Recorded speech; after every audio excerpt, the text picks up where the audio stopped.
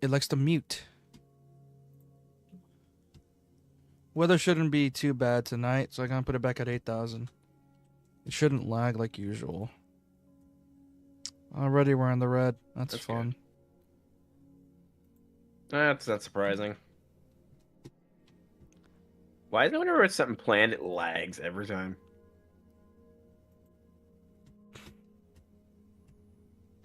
Turn off Opera. Turn off Spotify. Turn off... Huh. I'm gonna load up the stream on my phone just to make sure. And this map actually has a decent amount of coal on it, I'm surprised.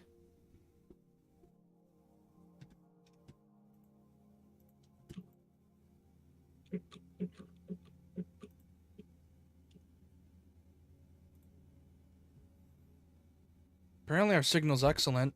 Apparently. I refuse to believe it.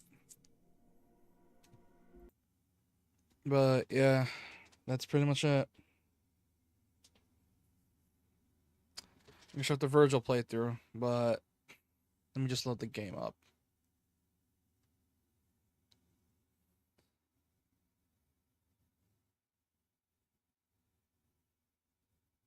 Man, why couldn't they give us the Switch version? Because Capcom shafted us with the DMC3 for Switch, and it's not fun. I don't like the way they do it. It's annoying. Makes things tedious. Sounds like they shafted you. Let's see, what audio do I want to have playing in the back? Why is the Switch version better? Yeah, it has weapon switching, style switching. Let's see. The game does not look as blurry because there's some weird ghosting effect in DMC3 that is still in the HD collections for some weird reason. And it looks just way smoother.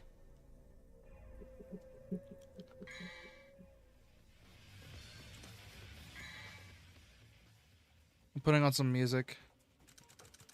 Where's Divine Hate? Divine Hate. That's not Vergil's version of Divine Hate. I demand Vergil's version.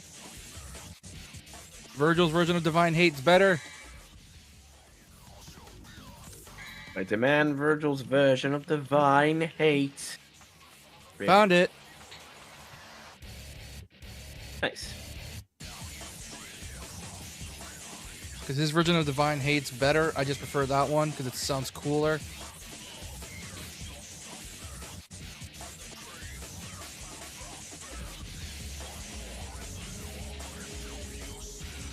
But like legit, his is just straight up better. I just like his version of Divine Hate.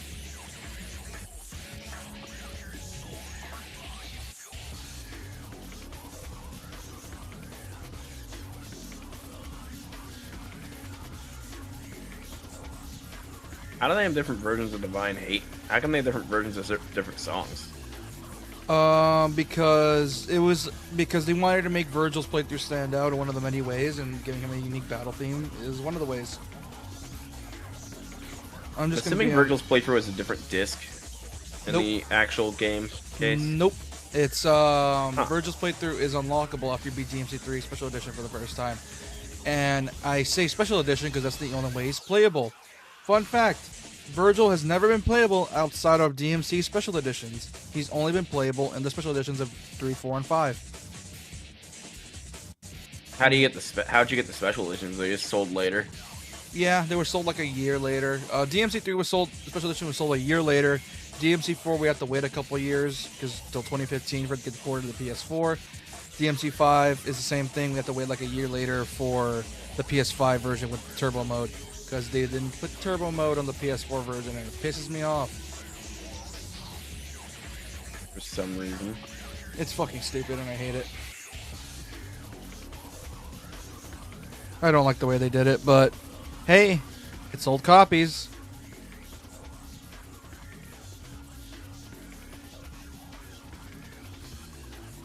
Well, it sells them copies.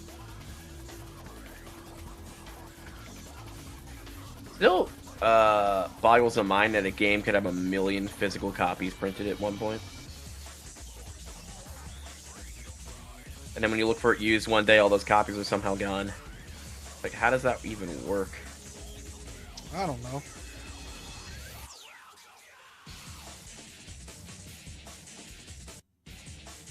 Someone's watching, and it's probably me. Yeah, I'm not in chat, so it is probably you. Did you put a thing out?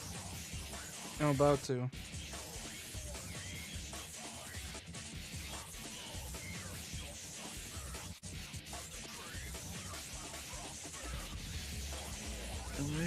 Is this me milking DMC3? Yes, it is. But at the same time, doing a Vergil, it's also an excuse to play it as well because it's Vergil. It's DMC3 and Vergil. What do you expect? He's the most badass weeb in gaming. Most badass weeb in gaming. He is. Look at that katana, and like his outfit, dude. You can't tell me he's not a weeb. He reads, for fuck's sake. I don't know. That is a sexy katana. He reads, for fuck's sake. Yeah, he's into William Blake. Interesting. Yeah, I don't know who that is. He's a famous poet. Oh, that makes him even more of a weeb. He's a chuny weeb. He's an aura farming chuny weeb. My shovel. No. It was made Here's of the thing: if Vergil didn't have his charisma, he would have been just a chuny weeb cringe boy. But because of his charisma, he's just so cool.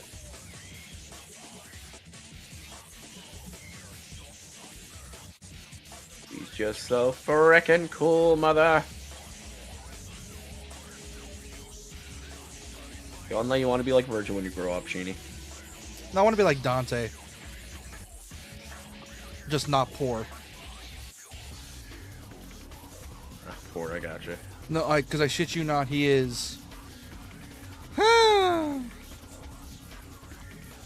He donates all his money to missions and shit. No, not to his missions, to a family of people he feels bad about because he got his girlfriend killed and he got their sister killed and their dad. And their sister was his girlfriend at the time. Then he pays for the damages. Lovely. Then he pays for the damages he does on his jobs, leaving him broke most of the time. Luckily, he gets paid just enough to pay the bills. That's always a good thing.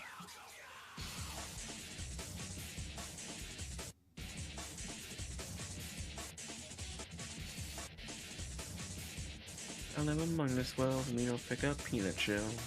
Oh wait, that's copyright. Are we all live audio? Yes, we're live. Shit. Okay, I'm lowering it to 6,000 because it's very clearly straining it. 6,000. Apply.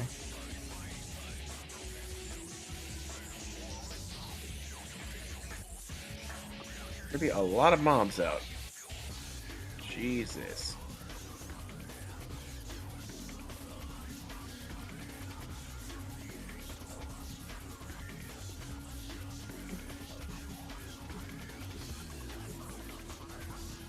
At least these guys are all free XP. They look like just enough XP. Pretty much. I'm kind of gonna need it for when I start enchanting shit. It's a fresh new playthrough, so it's gonna take a while. And Bevy and Creep respawned, and they all blew each other up. I need to kill them because I want their frickin' gunpowder.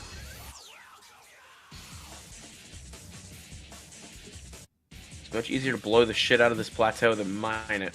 It's been lagging for 8 minutes.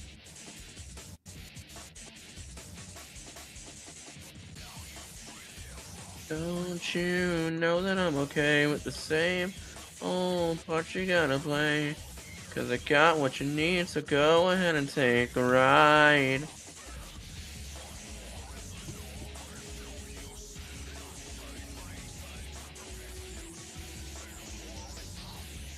Thanks, Creeper, you just blew him out of my way. The moment I stream it to you, it's gonna lag even more.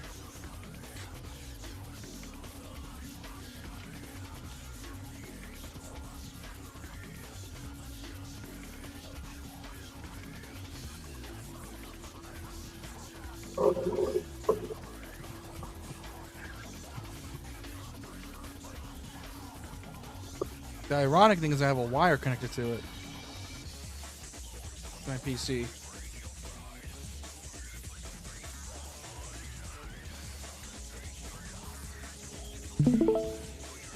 streaming to you.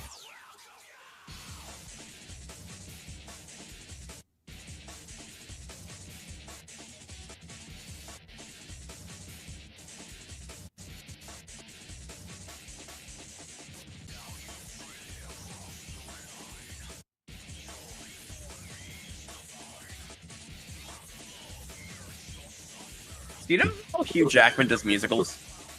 Yeah. So apparently he's in the British Showman musical on Broadway. Yeah. And that's why he got casted for the movie as well. Yeah. I didn't know that until recently. Alright, I'm gonna remove the screen. So they actually took the Broadway cast and put them in the movie. I guess they're just acting in on a different stage, technically, at that point. Oh, yeah. No shit. Have you seen British Showman? No. Because I'm not into that It's stuff. about the formation of my dad's favorite circus. They used to come into New Jersey every year, years ago. Now they don't anymore, and it's a shame.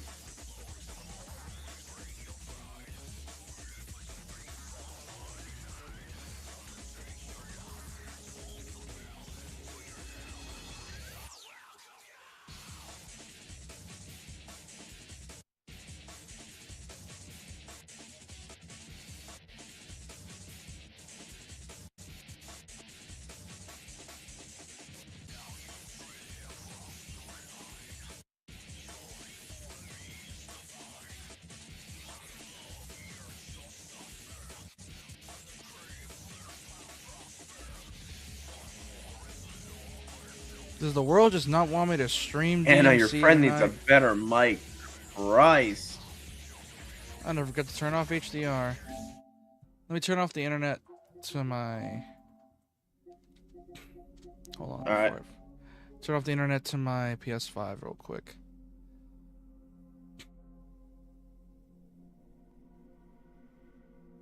The moment I discovered vertical streaming, for some reason it just starts making everything lag. That is a pain in my ass. What'd you say? The moment I discovered vertical streaming, my Wi-Fi has been a pain in my ass. You know what I would do? I would cut the short stream for tonight and just stream it to the normal YouTube, because that's probably what's causing the lag.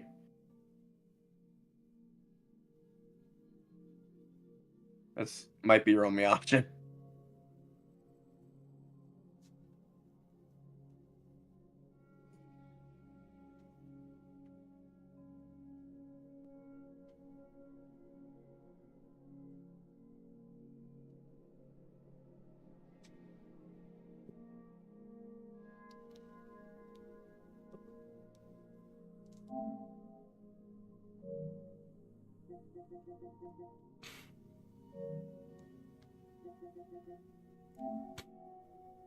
Yeah, you're right. Let me just turn off the Wi-Fi. Connect to the internet. Turn that off. There we go. Oh, I think I did it. Is it because my PS5 was using it? Are you shitting me? Oh, it's because your PlayStation was on? I think it was downloading something. Either way, it should be working now.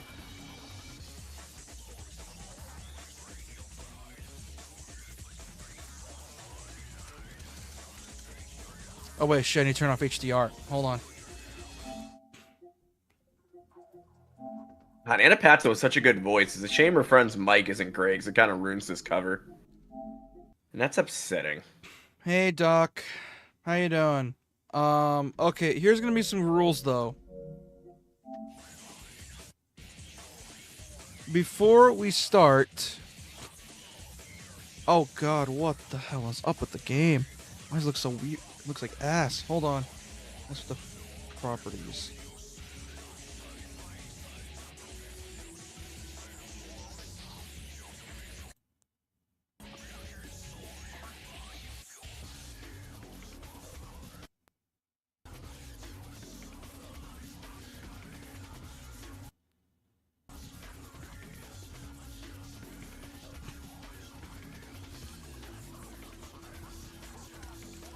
Okay, it should look normal now.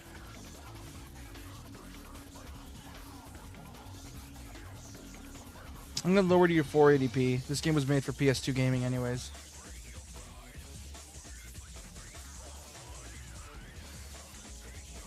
We have to lower to 480p, so Damn. be it.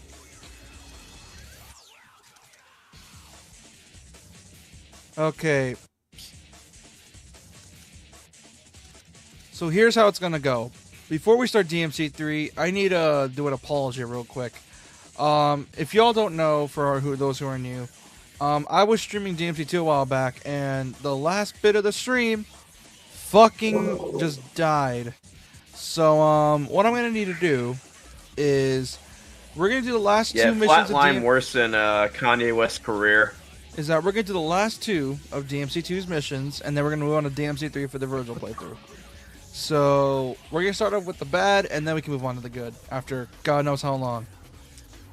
Anyways, You did not know what to say to that. That was amazing. well, yeah, I'm just fucking winging it. No shit. Anyways, let's start. Flipping that later. Dante.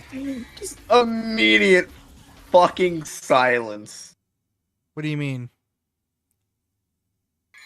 What? I'm like, oh, okay, that's why I'm.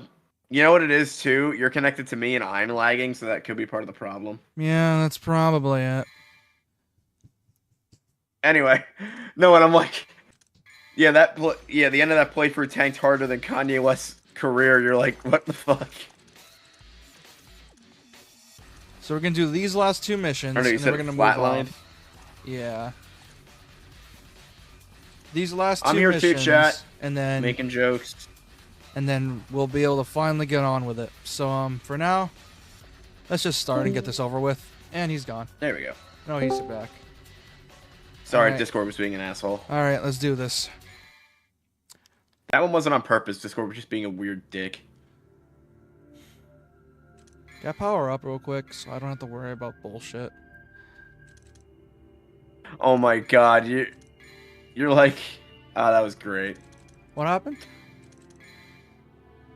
You're like, it flatlined. I'm like, yeah, flatline worse than Kanye West's career. You just So I silent. can get this over That was with. amazing. Hey dudes, how's it going? Hey mister. Before we start the Vergil playthrough, we're gonna do the last few missions of DMC2. Why? Because for some weird reason, the stream for DMC2 cut out the last two missions, so my suffering was incomplete. So for now, we're gonna start this real quick, and then we can move on to DMC3. You know, the good one. So, yeah. Anyways, let's start this. And then missions start. Oh boy. Oh man, it's lagging really fucking bad. And I started with full devil trigger. Let's go. I don't have to waste my time. Hang on, my brother's calling me. I'll be back. Yeah, continue finishing these missions because I've seen them already. Yeah, sure. I don't want to bore you out anyways. Y'all didn't see this cutscene because I just beat the final boss for mission 16. I'm not going to finish that final boss because fuck that. There's barely any plot for this stupid game.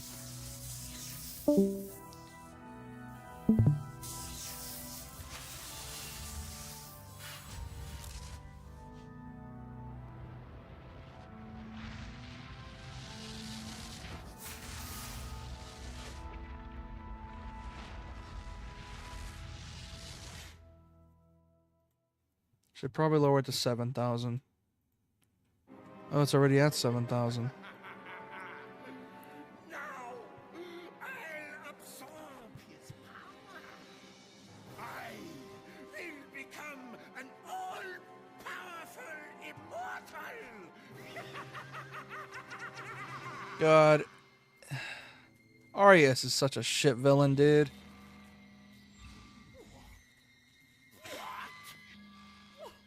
What's going on? Is there a problem? You. Is that the medallia?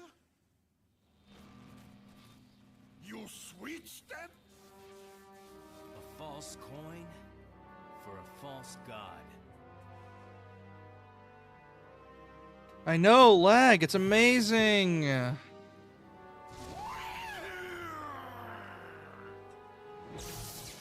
I know, I joked about it. This world doesn't want me to Showtime. this game to be streamed at all.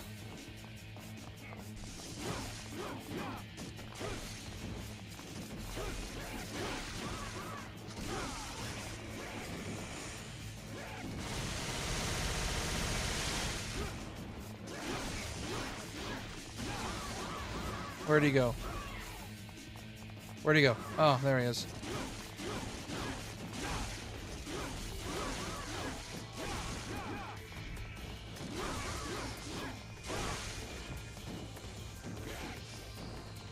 I know, it's not even funny.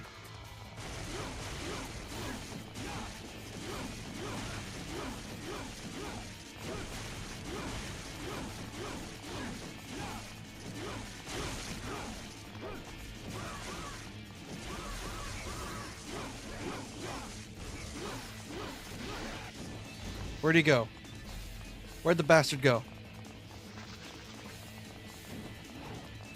Curse this camera. It shouldn't take too long for this final boss. My dream. My life. I was going to be the king of this world. King? Yeah. Here's your crown.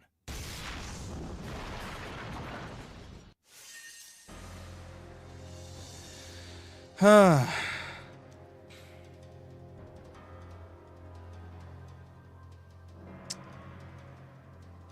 Alright, I should be done with this boss.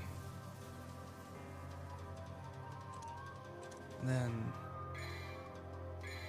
save out. This is more of a out of habit than anything. This game says I took 2.5 hours. That's a fucking lie. This took way longer. Next mission. Mission 18. You defeated Arius. I know, it's a goddamn miracle. There's just one thing left.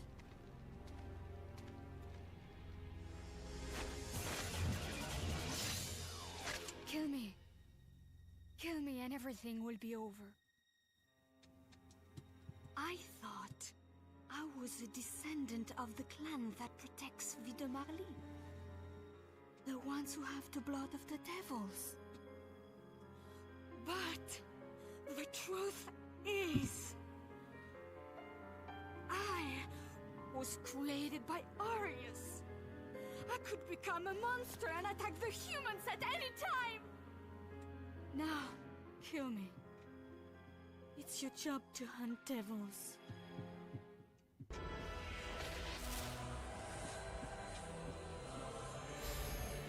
Who gives a shit?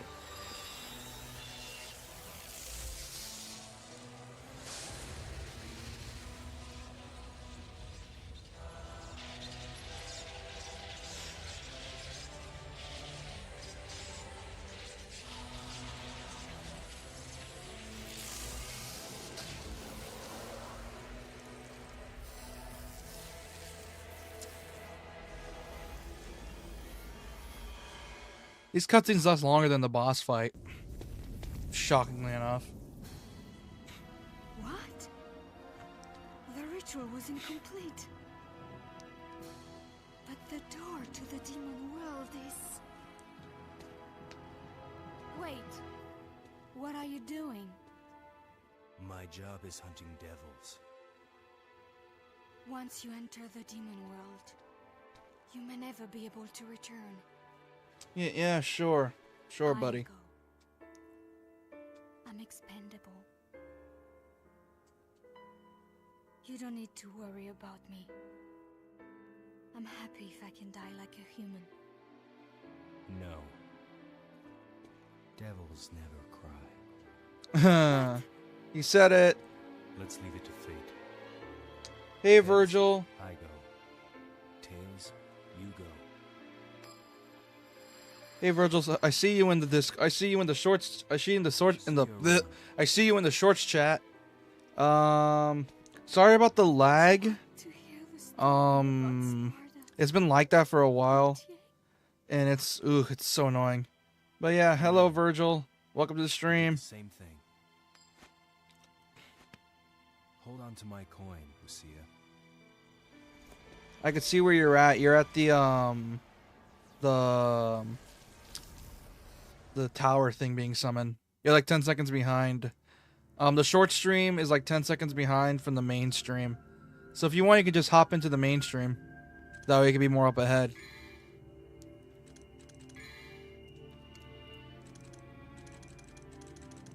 gonna get another double star, so I don't have to worry about the bullshit. And a holy star.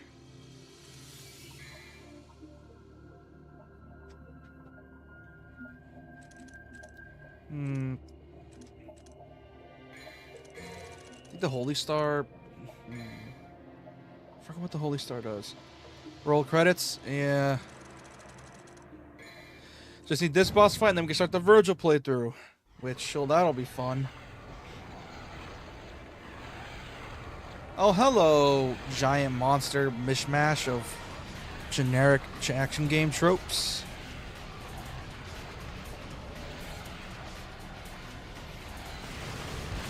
Nope.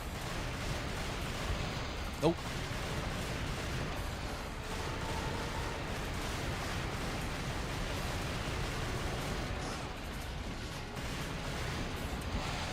Ow.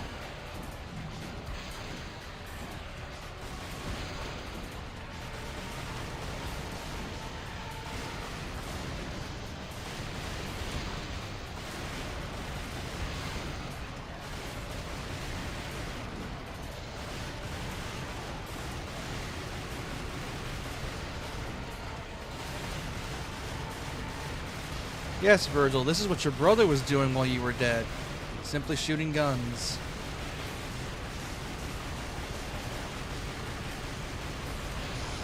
Ow.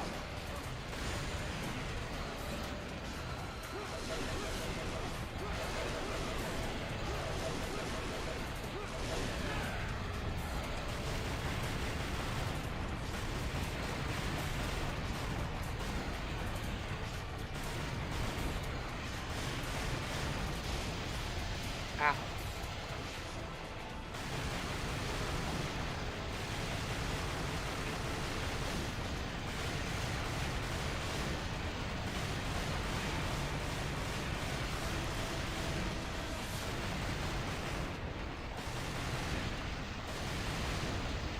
Oh, I'm doing fine. I'm just doing this because when I tried streaming DMC2, for some weird reason, it didn't catch the last 2 missions. So I'm redoing those missions so that way y'all can see my suffering in full and not have to worry about me, like, you know, cheesing it.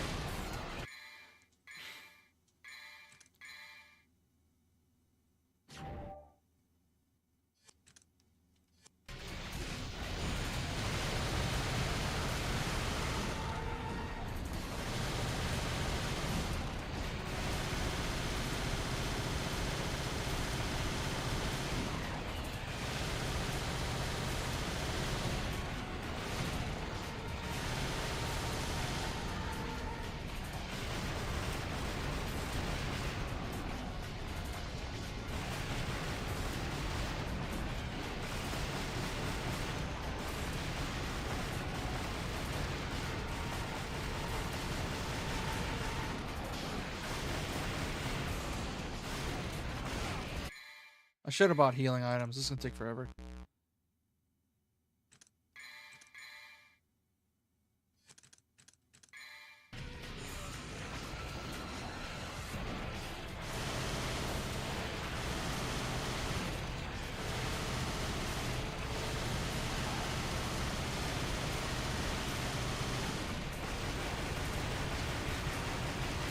Found the cheese.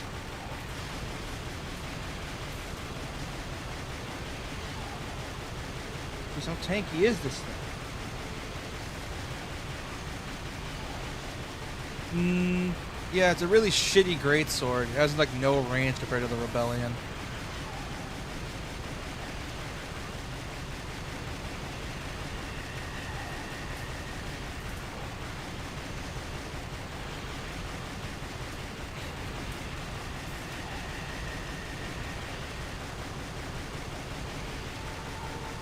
Riveting DMC2 gameplay.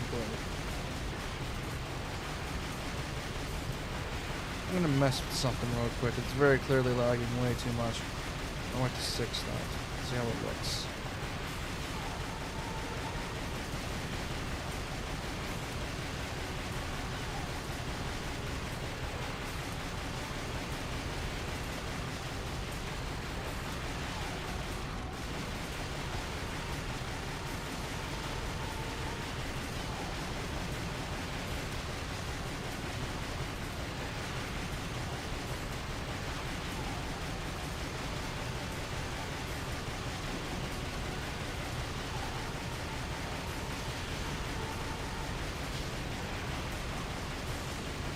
Peak DMC2 gameplay. Oh, there we go. That's done.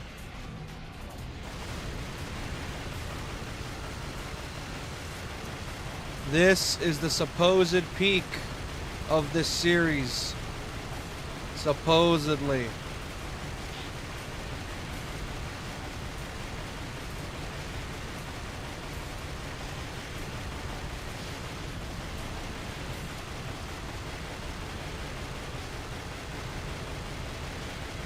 Oh, what the fuck am I doing?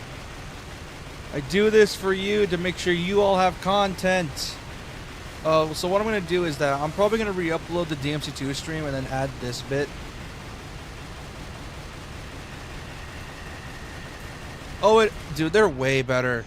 Those have demonic energy. This is just a regular bastard sword, doesn't do shit. Ow.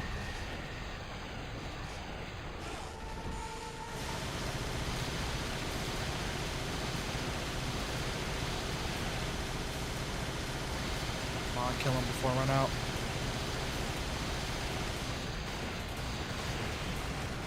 Ah.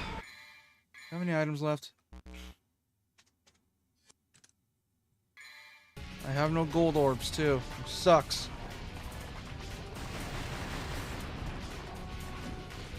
Some say this is better than DMC3. I say they're fucking idiots. I'm just doing this real quick because I don't want to come back here later.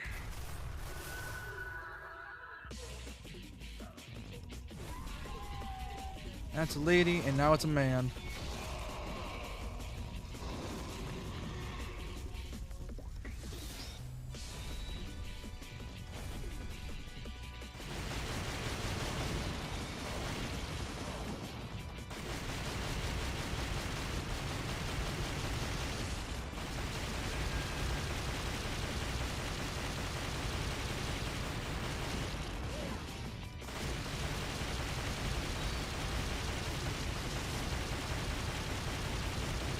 Of course they can block my bullets. Oh, fucking course.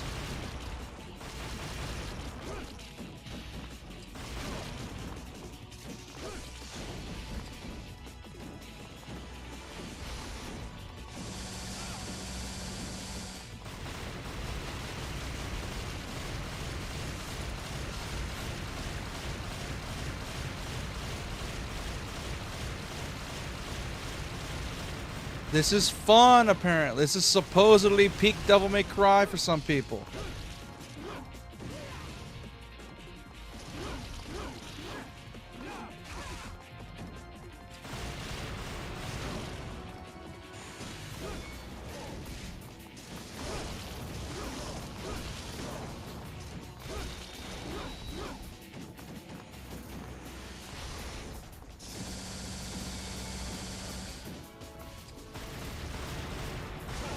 Ow.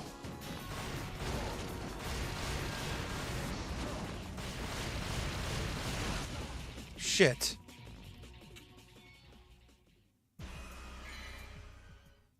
So I gotta redo that all over again? No, I don't.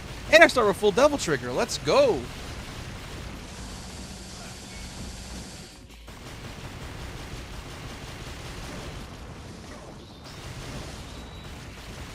I'm actually using the sword. It's a miracle. Oh my god.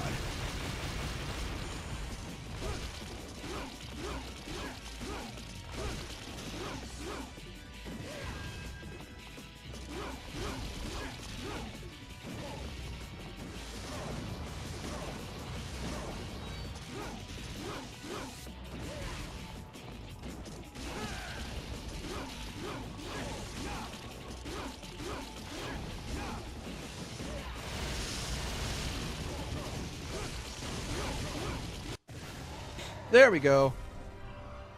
Berserk PS2 is better than this. Berserk PS2 is good. Shut your mouth, Verge.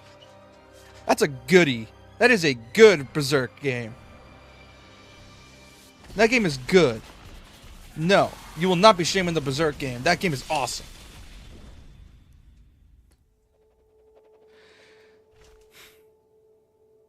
The Berserk game is cool. I refuse to have it slandered because it's Berserk. Most Berserk games are cool, even the Musou one. But don't worry, once we're done with this, we can finally start with DMC with the Vergil playthrough. I just need to get this out of the way before I forget about it. I'm gonna add it into the. Hopefully, this stream doesn't lag like before, because so far it's in the green. Although that's probably just me being weird. But yeah. Also, this is how the game ends. This is just how it ends. Yeah. Let's go all the way to hell.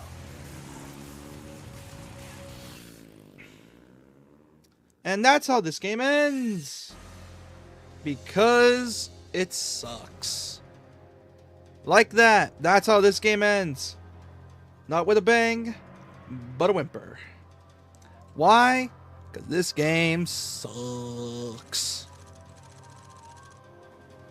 Anyway. I legit can use that fight to grind red orbs, but I'm not. Why? Because I'm not a masochist. Anyways. Save on resources. I'm going to stop streaming to JP for now because he's not here.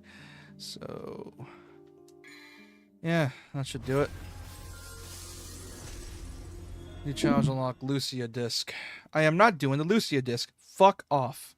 I am not doing it. Go fuck yourself. Well, oh, that's done. Okay. I got footage now for DMC2. Let's fucking go. It's going to be peak. Anyways.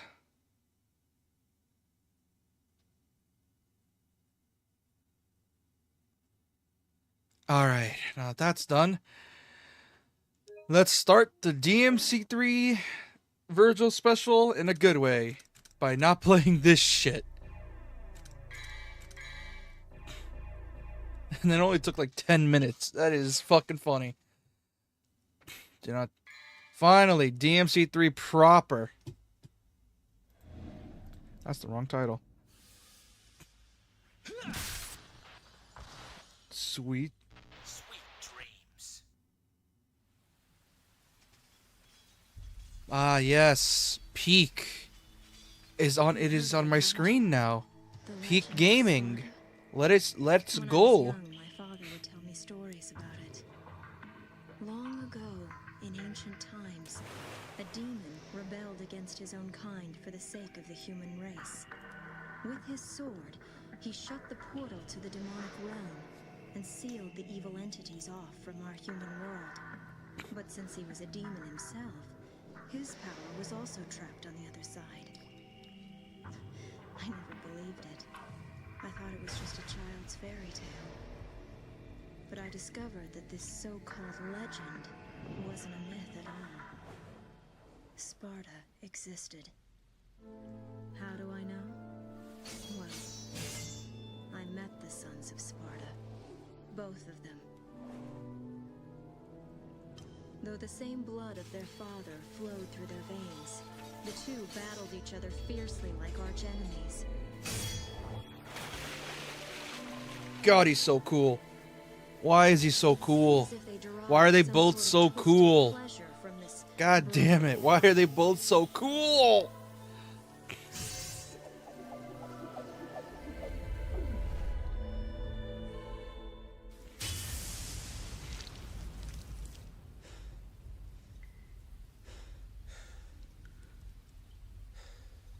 Oh man, why are they so cool?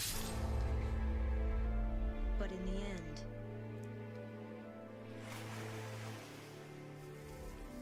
only one was left standing.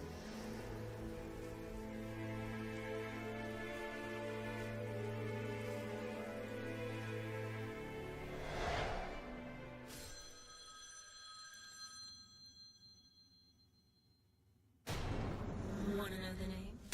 Devil May Cry.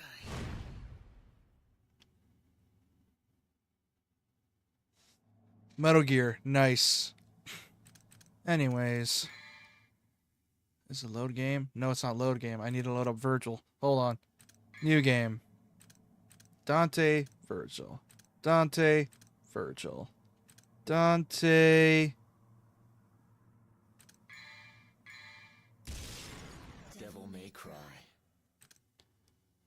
Hard mode. Why? Because I hate myself.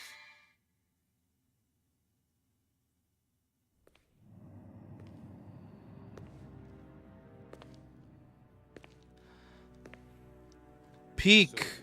You're looking for the book of ancient It's the legends, Chad. the tale of the demon warrior Sparda. It's the Chad. Let's go. That's not what I'm looking for. Leave me.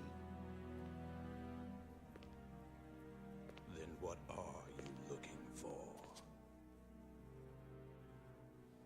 A demon that impregnates a woman who then bears twin sons. That's the story, isn't it? I see Dan has fixed his cold. I won't tell you a third time. I see Dan has gone over his cold for this playthrough, for this version. People inherently fear evil. However, occasionally a person may become seduced by evil.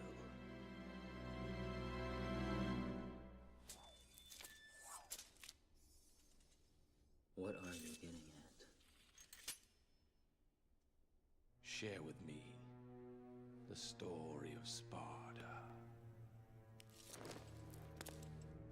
Why is he so menacing here? Holy shit, he's so menacing. The activation method is as I described before. It should be a simple matter for you. I will go to his place. I believe that I know where the item we seek is located. You should dispose of any obstacles quickly.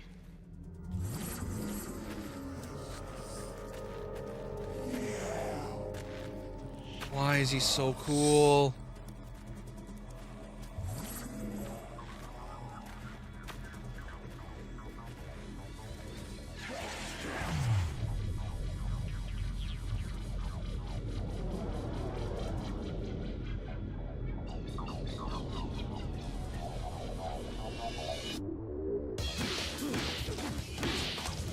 God, why is he so cool?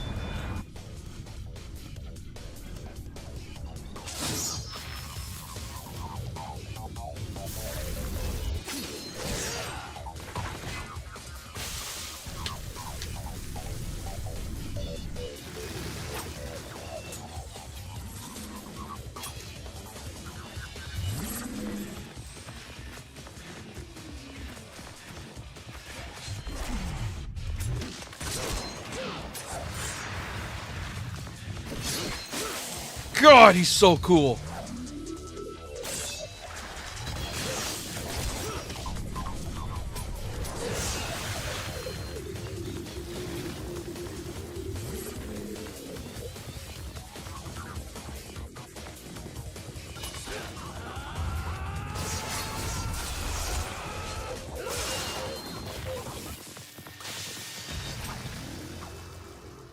Oh. God, what a Chad. Yep, DMC fan girls just... Woo!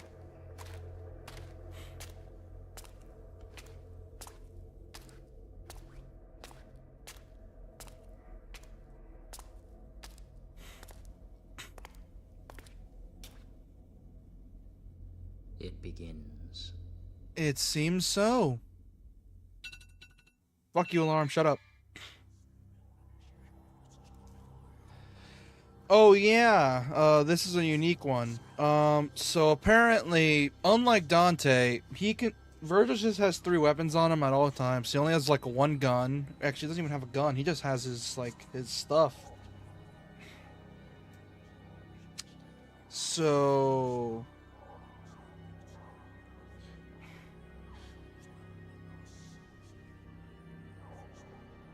that's essentially the case here. Yeah, like, he only has 3 weapons, and this is the same. This is the same control scheme as in DMC5, and yep, this is pretty much the same thing as his DMC5 counterpart, except not nearly as much moves. For now, though, we get to keep what it is. His only style is the master the true power of Vergil. Yes, I know. I wish to master this power. Devil trigger, change mode, taunt, pause. Change mode. Yeah, yada yada yada yada yada. I get it. Level 1, level 2, level max. Oh yeah, trick forward, trick down, or trick up. Then I need to unlock trick down. We only get Dark Slayer. Oh yeah, air trick. That's the only one we get. Summon swords because that's all this man needs. He don't need no guns. Why? Because he's Vergil. The coolest Chuny weeb in gaming. Anyway, let's start this.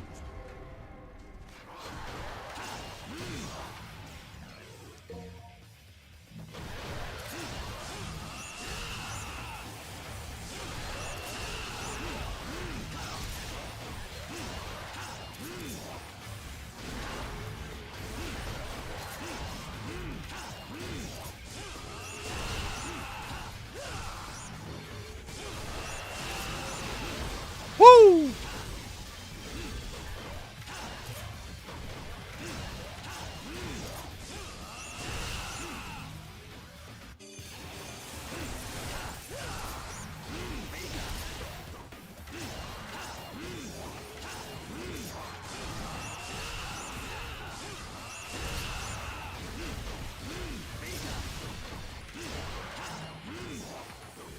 God, he's so cool.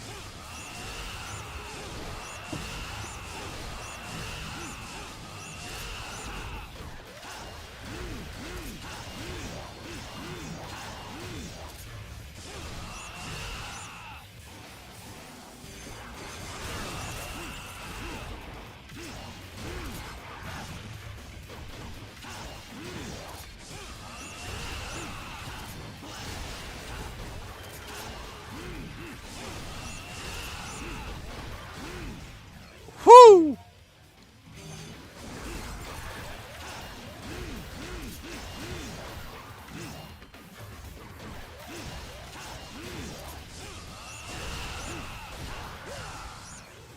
God, why is he so cool?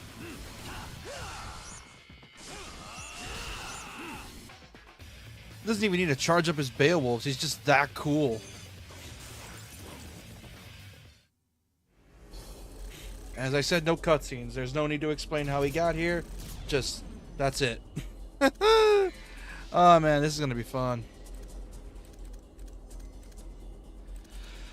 Put that all the way over here so I don't confuse the two. Vergil gold. Next. Customize. Let's see what we can get Vergil. What do we want to get the man?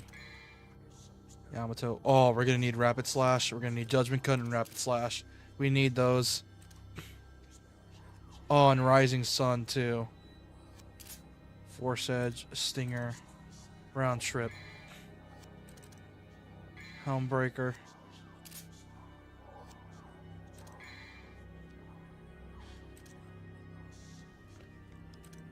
God, he's so cool.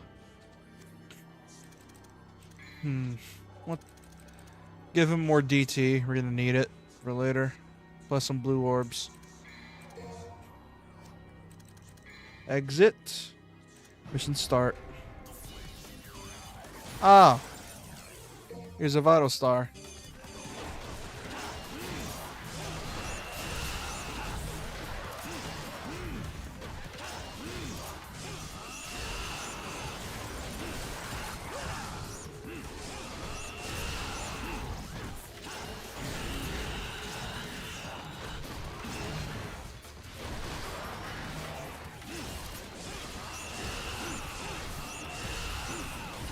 He's not as OP as his DMC5 counterpart, but hey, it's something.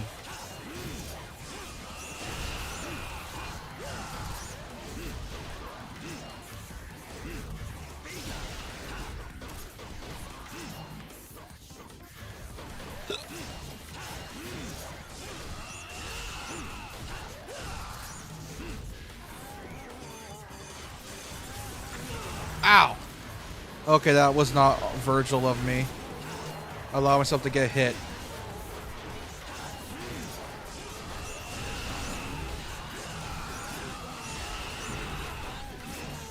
I'm not used to Vergil. His moveset's weird in this game. I'm used to his DMC5 version. His DMC5 version was broken as shit. Oh boy.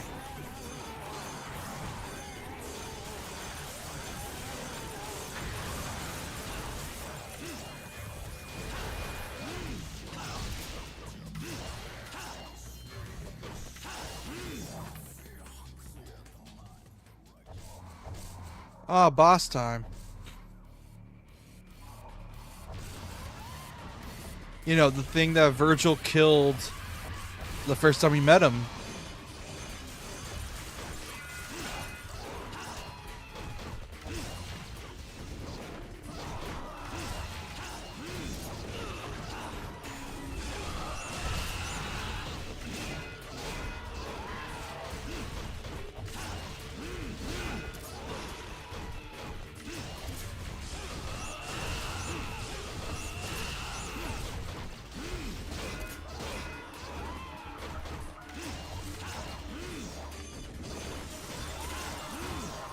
There we go. 2 minutes. Stylish. Let's go!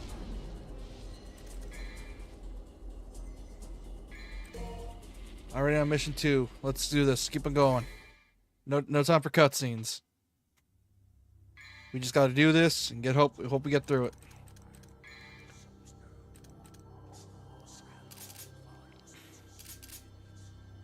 Rapid slash, give me that.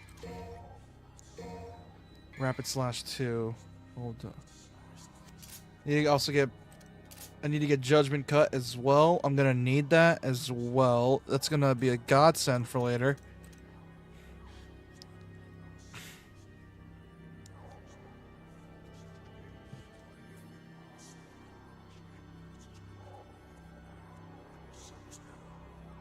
So hopefully we can start this. Alright, let's get going. Mission start. There's no need to explain what's happening, just need to kill shit.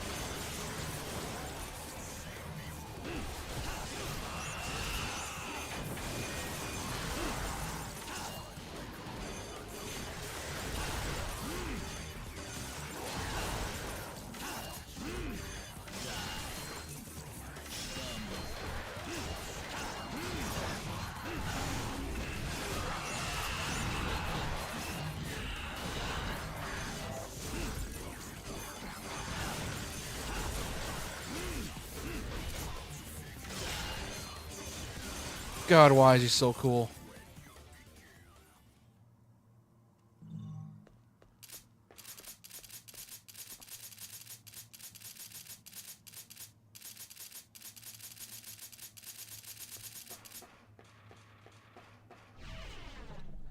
Oh man, why is he so cool? Why is he so peak? Why is he such a awesome? Why is he such a badass? Who allowed a man like this to exist? Itsuno, why? How dare you make someone so cool? Now no one can ever be as cool as. No, it's not fair, man. It's just not fair. Why would you make someone as cool as Vergil? Now, how are game devs supposed to compete with Vergil with how cool he is?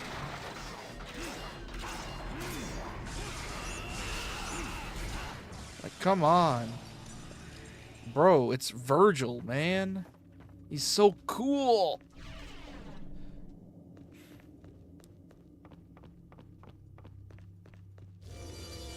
Oh, hello.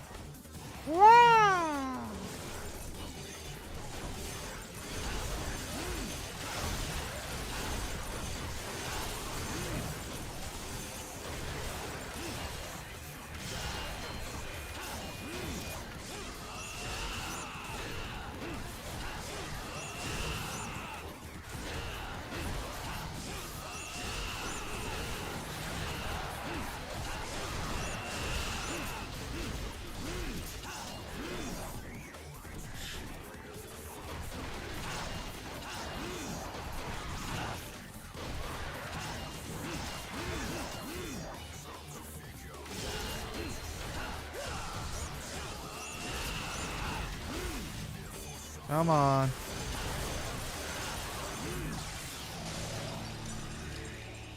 Woo!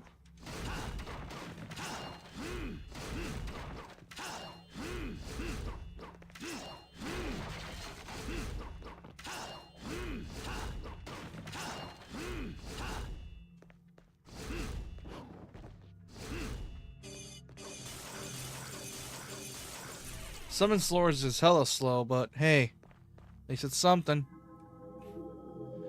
The Temeniguru, the big ass tower.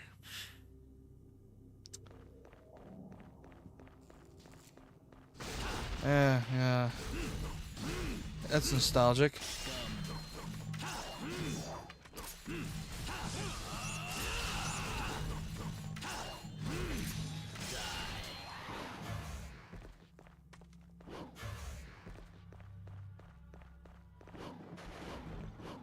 Get this. Gonna need one of these. I know I am. It's gonna be annoying, but hey, what can I do? Such an omniscient god of time and space. By offering a demon blood, one can attain the power of the ancient magic clans. Is that so? I need health for when I'm about to fight. It's gonna be annoying, but hey, what can I do?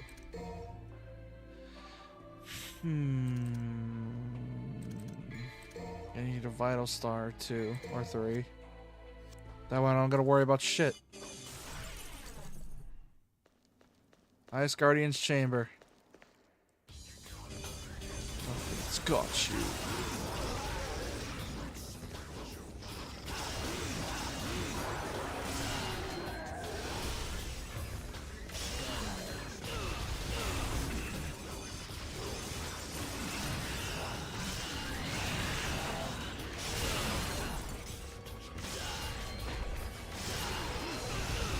Oh, this is so weird.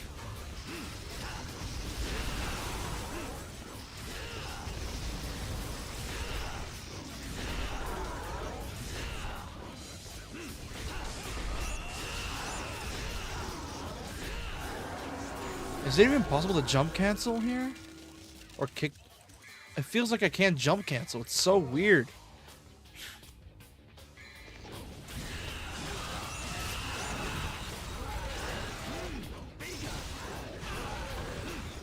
Yeah, it's very clear Vergil was a last-minute addition to this game. Like, he's a very last-minute addition for, like, the special edition.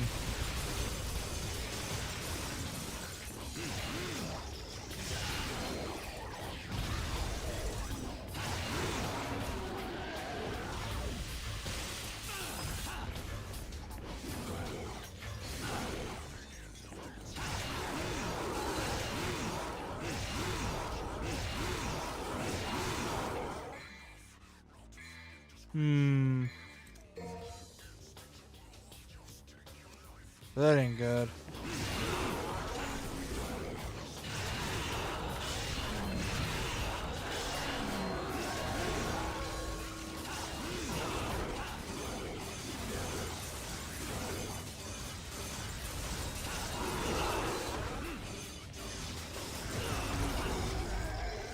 Need a heal.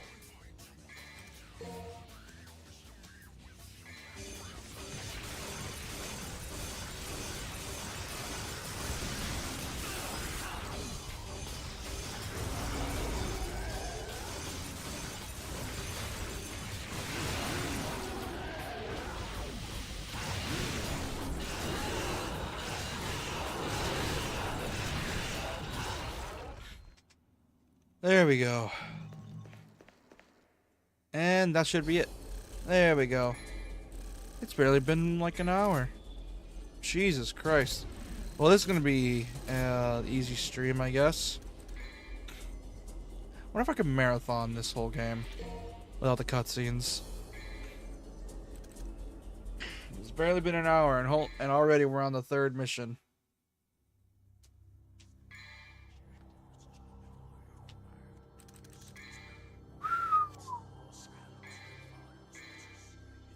I haven't leveled it up yet, so I need one more. I need to get another thing, which I will not be able to level throughout most of this game. Now let's hope. Summon swords. I need to give him more actions. Beowulf. Force Edge. I need to give this thing Stinger, because I am... Ooh.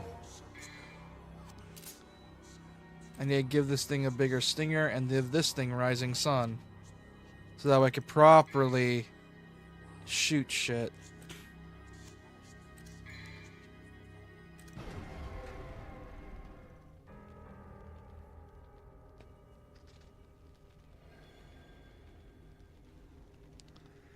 Vergil playthrough.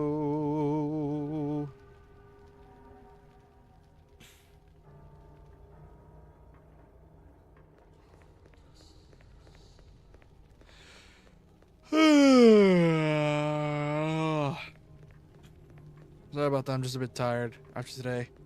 That, and I had to do a bit of DMC2 earlier to fix a little bit of a stream mistake from last time.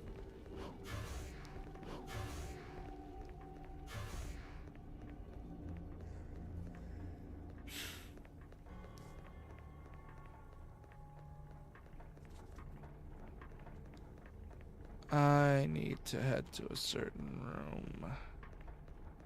You head up more and then loop to the other side. Would be over here.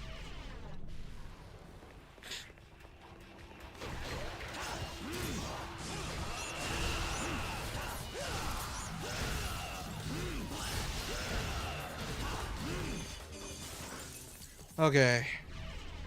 So how's y'all's day been? I've been doing fine. I've been preparing for this playthrough.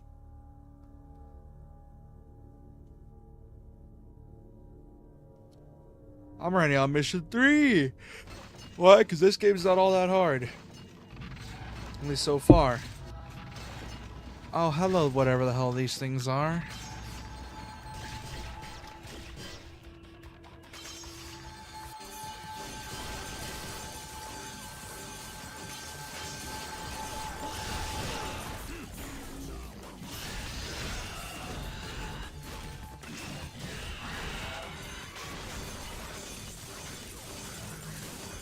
You been chilling, brother?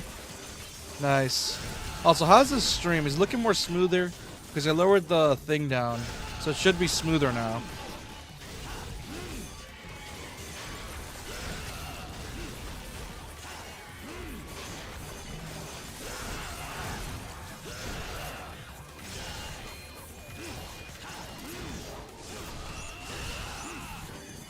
Oh man, I'm not used to playing as Vergil, man. He's so weird.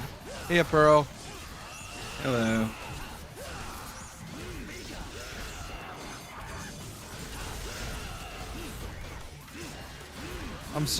I'm not streaming the game because I don't know if the signal is gonna be bad. But if, hold on, let me see if I can try to see if I can stream it to you again. I've got it pulled up on YouTube, both versions. The shorts version's probably lagging like a bitch or like buffering.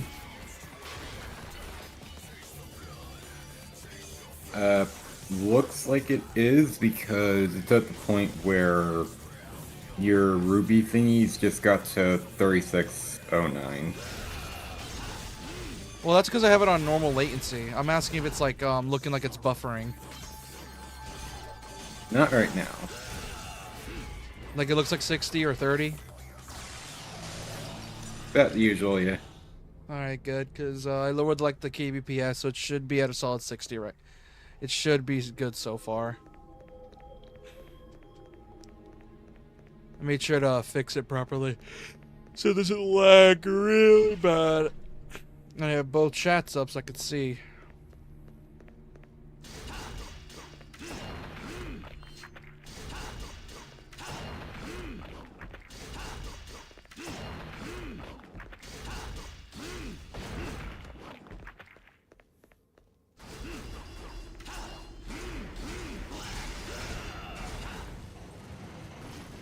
Oh wait, I forgot one thing.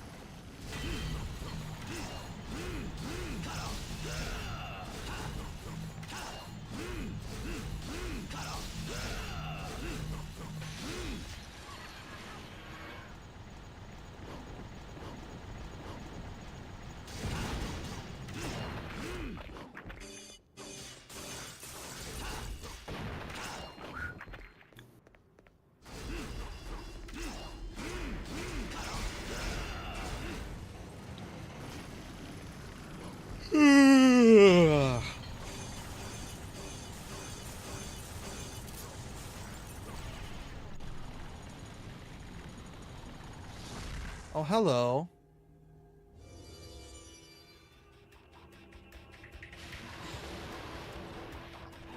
Oh, Vergil's hands aren't supposed to look like that.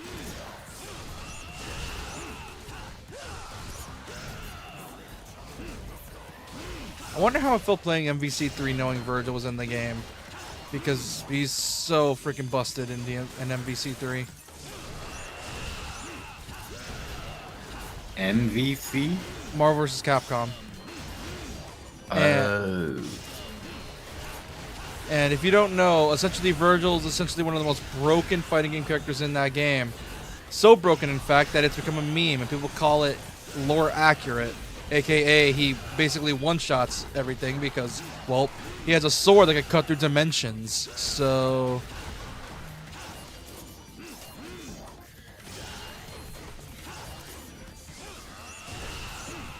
yeah, it tends to be like that. When a character can just straight up break through physics.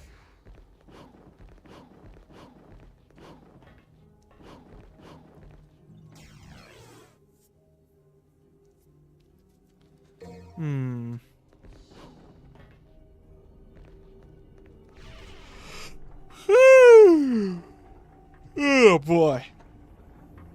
The running gag is that started our...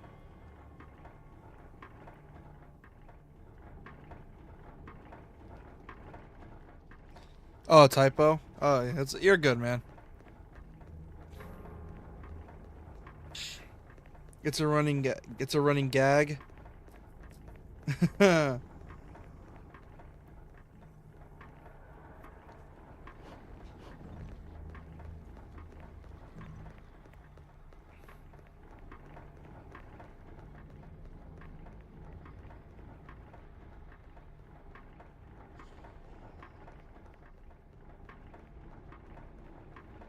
Oh, your phone's busted? I know the feeling, man. You're good.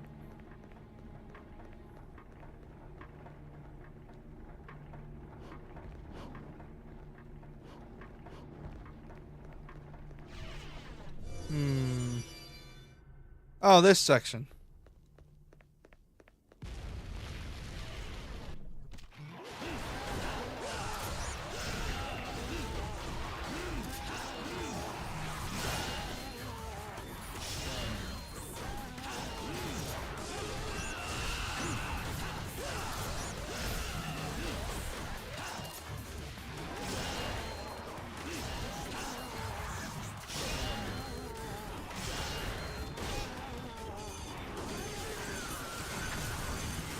Woo!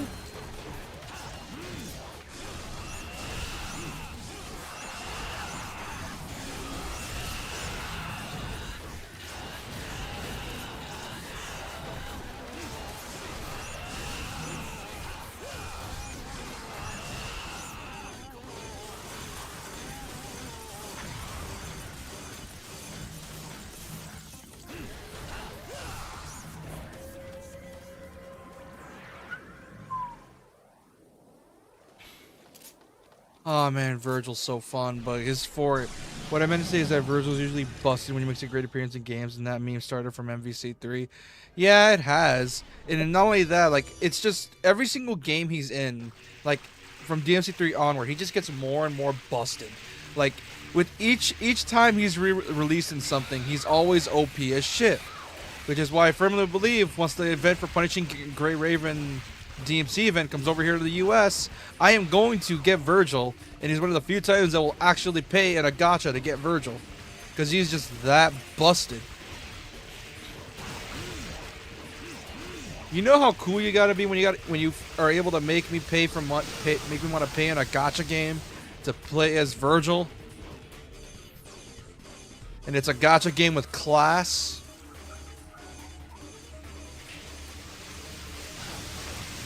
Because the devs are also big fans of DMC.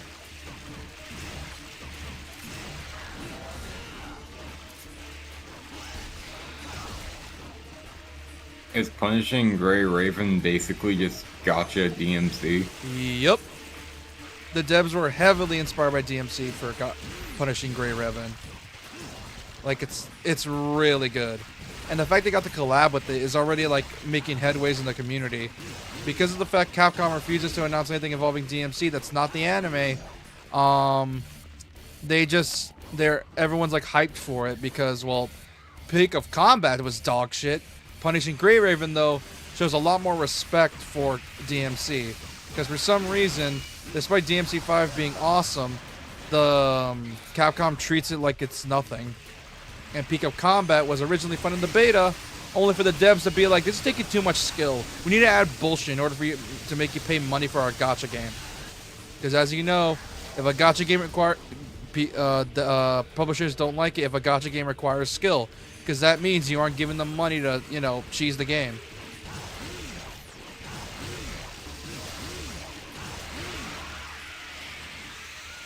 And it's a bit shitty that they did at the Peak of Combat, because the beta was awesome, but then they fucked up for the rest.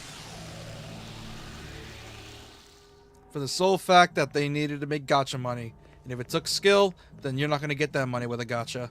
That's why despite Genshin doing so well, being the way it is. Well, Genshin also heavily leans into sex appeal, so... It's Vergil and Dante. What do you mean it's not leaning into sex appeal? Oh, I know, but comparing, like, one of those two to, say, Mavwika, whose entire outfit is basically just a leather biker outfit with an irreasonable zipper that goes from between her breasts, like up top cleavage, all the way down to below her crotch. Yeah, but here's the thing, Vergil and Dante have the better outfit designs. That I'd gladly go gay for them, so Vergil and Dante are the sex appeal.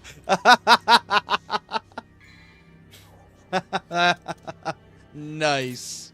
Like, I can still agree with you on that, but compared to how many people think of like a Genshin design as sexy compared to DMC, like that's a vast majority.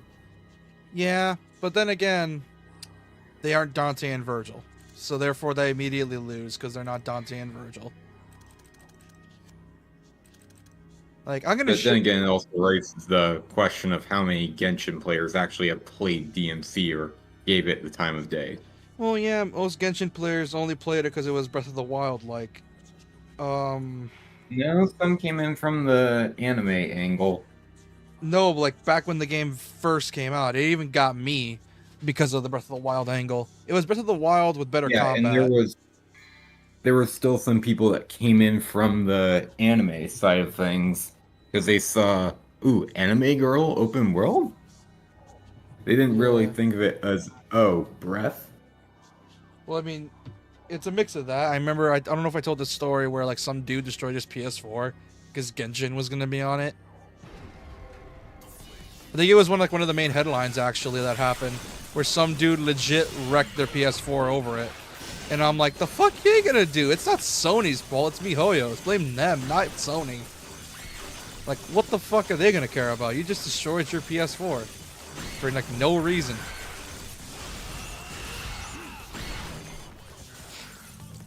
And it's kind of why I'm hoping for a console port of Punishing Grey Raven, because for so far for now I got it on my PC.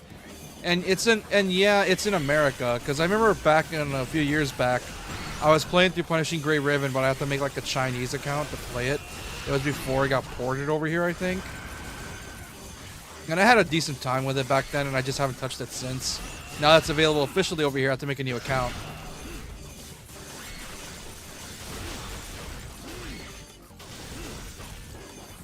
And it also helps with the meme of Vergil can't keep it in his pants. Because for some weird reason, a lot of action games and action gacha games always have a Vergil-like character in the game.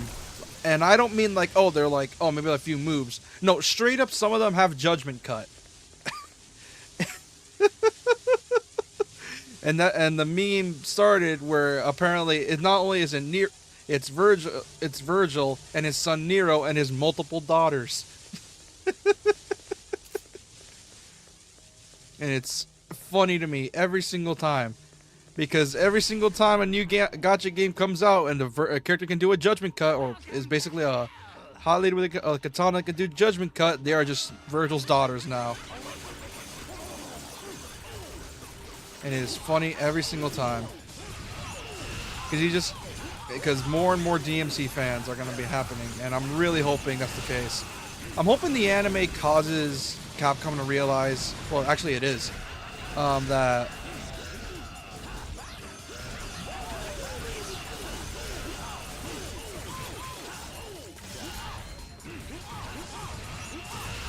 because I know the anime brought in a bunch of new fans. Because I remember when the first came out, the anime essentially was like exposing a shit ton of new people that have never played DMC to the series, and it's like, this is a game based off that. There's that anime based off that game I've been seeing.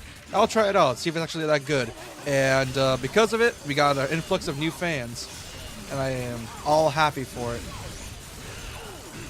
Okay, just to be clear on something, the judgment cut move is like where it kind of looks like glass is shattered from the screen. Yeah, like essentially, look up the Vergil combo on YouTube, and it'll show like the world is essentially breaking into pieces after like Vergil goes super speed and shatters the world, and it is so cool. Well, I looked up DMC Judgment Cut, and I actually know a character from Star Rail who does that. Is it a Vergil's son or Vergil's daughter? Which one? Daughter. Yes. Macaron. Yes. They added another to the collection. You can make the case that it's not really that, because it's like a different character from Honkai Impact. Yeah, that's like different dimensional thing. Yeah. It's why I'm not surprised. I mean, come on, man. It's Vergil's Judgment Cut. It's just straight up Judgment Cut.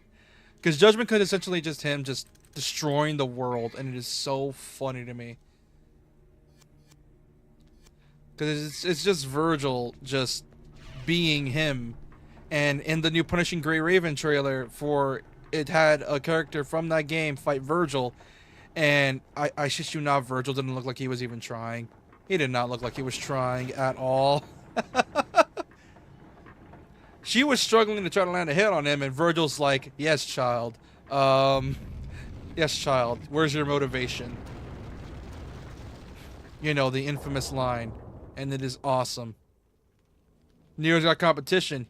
He doesn't even want competition. Like, it's Nero we're talking about. The man already has a girlfriend already. He already has more than what Vergil can have.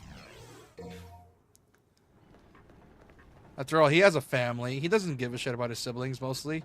Actually, he does. But it's Vergil being Vergil.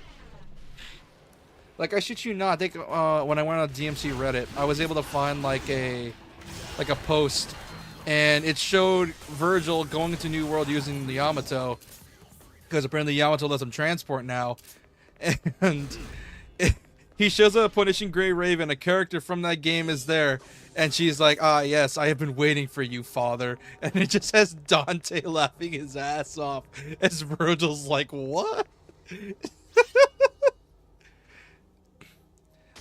That's why, and essentially, in short, Vergil pulled a good old-fashioned judgment nut and dipped. And it is the funniest thing I've seen in a while in the DMC community. It's still funny to me. Because realistically, Vergil and Dante are broke, but because they got so much charisma, it doesn't matter. Like, realistically, they're not surviving in the world because they're so broke. That and Vergil, like I said, the meme for Vergil is that he never pays his child support, and he never will. It's so funny, though. It's funny that Vergil's the one who has kids. Yeah, surprisingly, surprisingly it's not Dante. And Dante had a girlfriend first. Dante beat him to the punch for getting a girlfriend. Only thing is that, you know, Dante's girlfriend died, but who cares about that?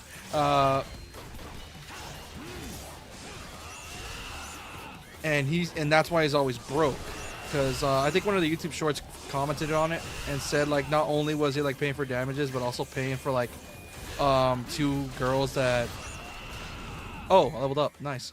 Trick up. Let's go. he also was paying for his girlfriend's dad's sisters, who not only was the girlfriend dead but also her dad, and he's been paying, helping support them for like years, like all the way from DMC3, or like even before DMC3 to current DMC. And it's a wholesome reasoning, but it's also kind of depressing. Solo Steel. I know where to go. But it's, yeah. Which is why it will be funny for me forever that he's the one that has kids, despite Dante getting a girlfriend first. And it's probably why he never got a girlfriend since.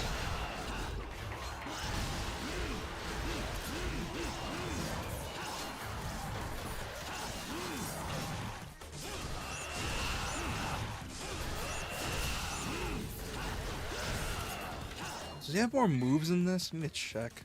What a file. Style. Trick up. Air trick. Trick up. Dark Slayer.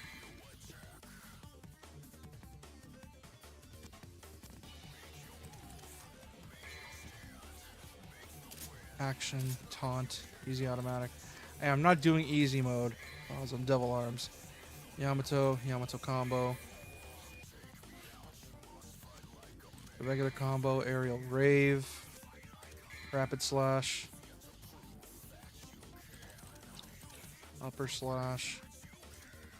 Probably need to unlock more dark style. Judgment cut, which is hella hard to do, because judgment cut, if you want to do up to like 4 times once you max it out, it's a pain in the ass to do because the timing is so strict.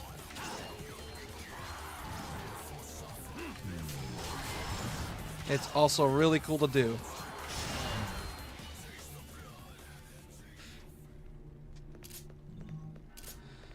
Oh boy. And it still makes me upset we got shafted on the DMC3 port for the Switch, because I would have used the Switch version because it has like better looking everything. Like it removes that weird ghosting effect. It smoothens out the polygons. It makes everything just look crisper. But for some reason, Capcom's like, nah, we're just not going to give you that version. We're going to stick you with, we're not going to update it to include that version with the style switching. Nah, we're just going to keep it like it is, and it's only going to be for Switch. Why? Because fuck the other consoles. Like, I'm pretty sure the only way to get style switching is on PC. That if you have the HD collection, and even then,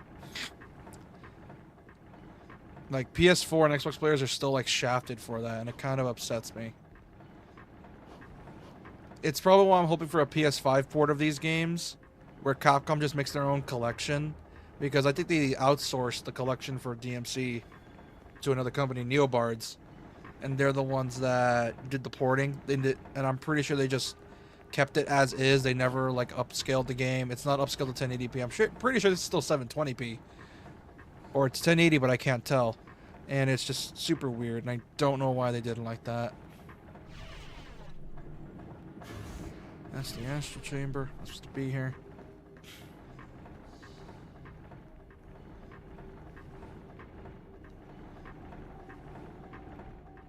I don't know. It just kind of pisses me off. Because you ever hate it when a company releases an enhanced version of a game and they keep it console exclusive for some reason?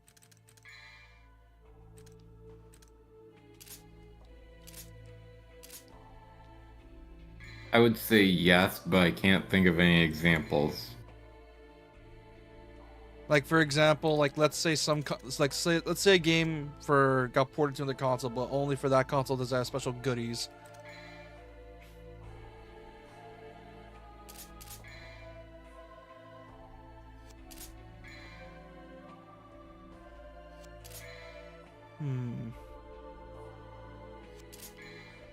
I guess the only thing I could think of would be like Nier Automata when it came to Switch. Yeah. Because it basically had everything that the final version had. Plus. Excluding like some DLC bits that you could just get from the eShop for free. Yeah. I wonder if they're gonna give an enhanced port for the Switch 2 version, because if that's the case, that's a bit dickish. Because they're leaving out like fans who want PS5 upgrades. And yeah, you can easily just mod it with DLC, mod it on PC, but that's too much effort. Like, come on, man, just give it to us.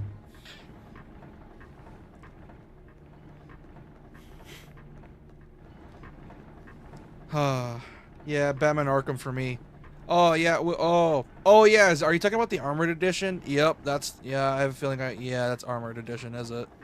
I have a feeling it's Armored Edition. Because Armored Edition on Wii U had like the bonus mode, where it was like a rage mode, and unfortunately, it never added it. It was not in any other versions of the game. You can get the armor in the Return to Arkham versions, but that's pretty much it. It doesn't give you like the bonus like rage thing, and it kind of sucks.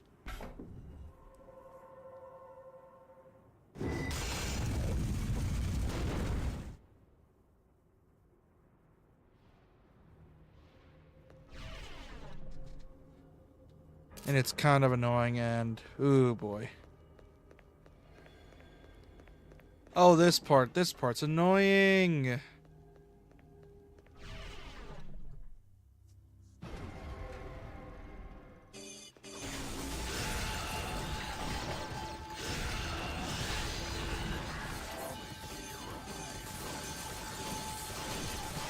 Fuck.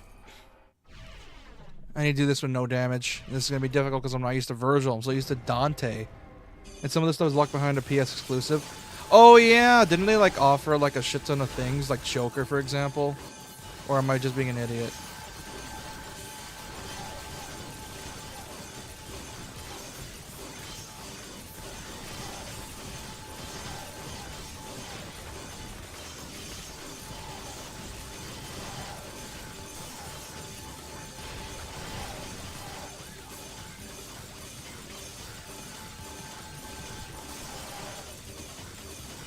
Ah, okay. Yeah, I can see why that's annoying. But, yeah, they gotta sell those consoles somehow. Is it annoying? Yes, but hey, you gotta do what you gotta do to sell consoles. After all, the Wii U wasn't gonna sell at all. And the Adam West suit. Oh, they added that was the Adam West suits that only? Oh, that sucks. That's annoying. Which, fun fact, Adam West offered to do the Dark Knight Returns Batman. Like, I think he offered it. Like, he said he wanted to do it. But they gave it to the RoboCop instead, which, it's RoboCop. You can't really say no to RoboCop.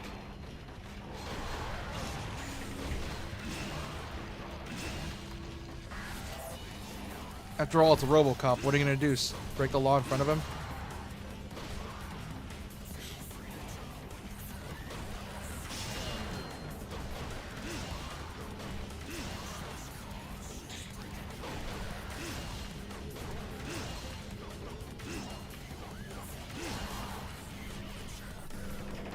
Oh, shit. That was close. Also, it's barely been an hour 30. Jesus Christ. And I'm already on mission 5 or 6. Jesus. Out of 20. So I'm already like, what, 25% through this game? I think I might get to mission 10 by the time I get done with this. About halfway by the time you would call it. Yeah. Luckily, though, once DMC 4 Special Edition hits, they tuned Vergil's kit, and he is way more fun in DMC 4. Like, way, significantly more fun. He's faster. They gave him more shit. They gave him more combos, specifically, along with polishing up what was already there, and essentially just making him better all around, and more OP.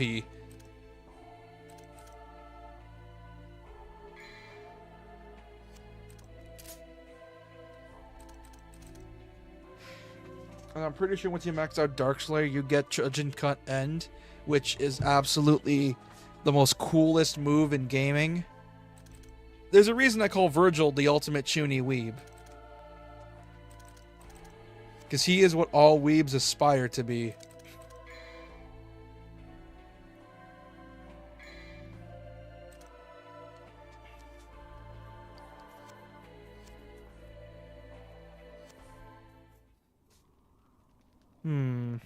Alright. I think that should be it. I didn't really need to get any upgrades. Agony and Ruja, the bosses that suck that I hate to fight. Because they're annoying to fight. It's 2-on-1.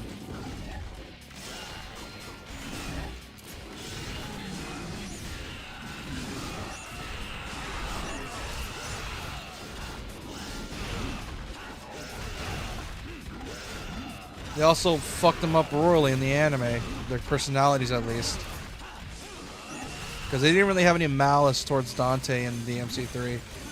They just sort of made them have malice.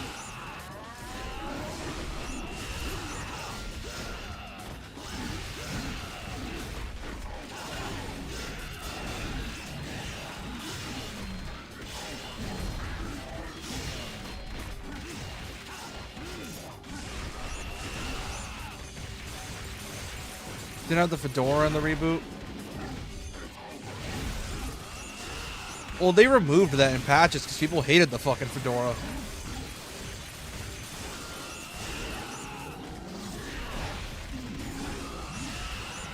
That, he did not look cool at all.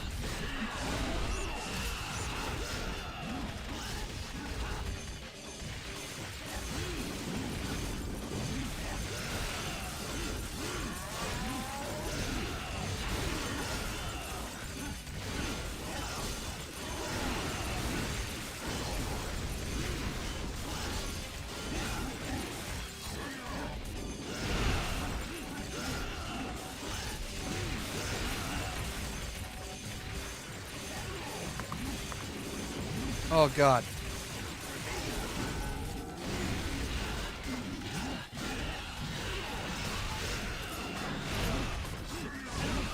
Oh shit. Do I have any heals? Nope, I do not. I used them all up. Fuck.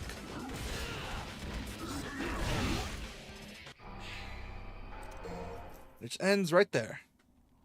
Because I died and I need heals. Fuck it. I need more DT as well. Should I get more DT or should I get heals?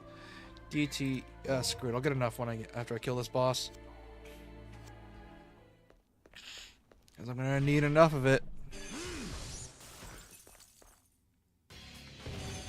But yeah, it's super fucking annoying how they do that. And ugh. Oh, come on, Capcom.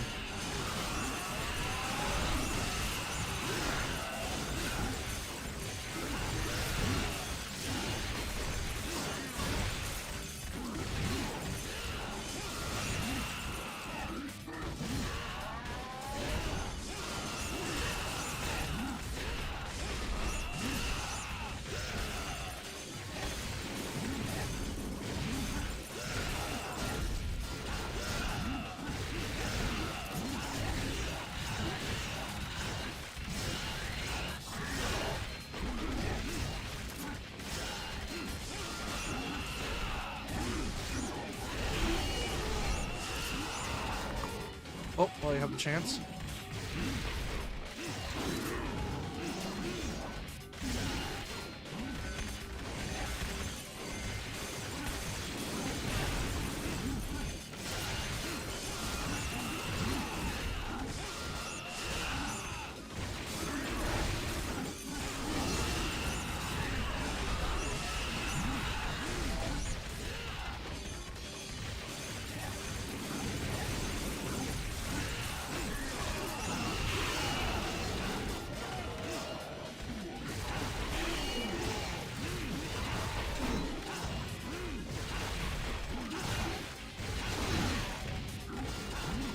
I need to kill them both at the same time or it's going to be a pain in my ass in a bit.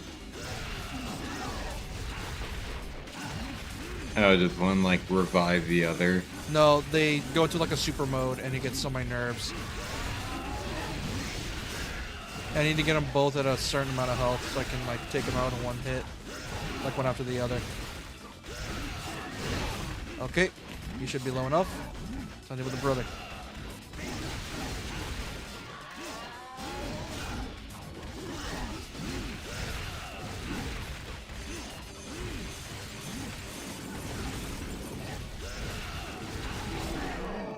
There we go. I'll deal with that.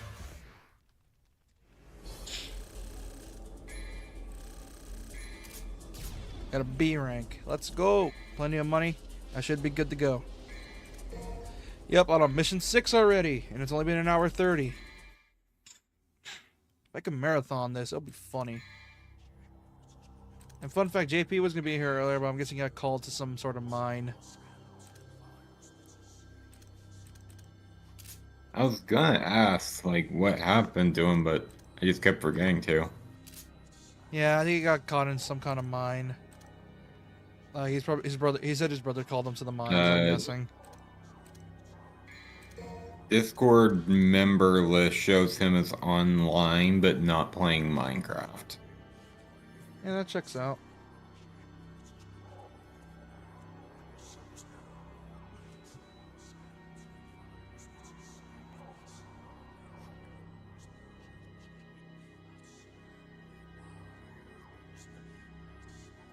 Oh, that's weird. Some weird. I don't know who. Some person messaged me. I don't know who it is, and I'm not going to question it because that's probably a scam bot.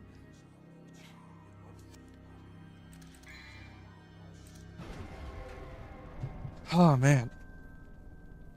Because yeah, like in DMC 4 and 5, Vergil gets so much more to his kit. Like he is busted in 5. He is OP in 4.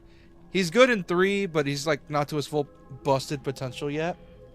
But he's going to be OP. And if Punishing Grey Raven is anything to go by, they have his entire kit in there. And I played through a bit of Punishing Grey Raven, and oh my god. It's really fun, but it requires you to earn your shit. You want to do the cool shit? Well, you got to build up to it. Because I think the whole point of Punishing Grey Raven's combat is that you got to build up to attacks. Like, you can't just do it like at a press of a button. You got to, like, do a certain melee combo first, and then you can build up to it. Like, it's super weird. Like, the combat's, like, it's weird, but it's a lot more in-depth than your average gacha hack and slash. Like, it's more than just Genshin and Honkai Impact, which I used to play Honkai Impact, but I just stopped. Mainly because, well, they just stopped caring about Honkai. Like, the Impact 3rd specifically.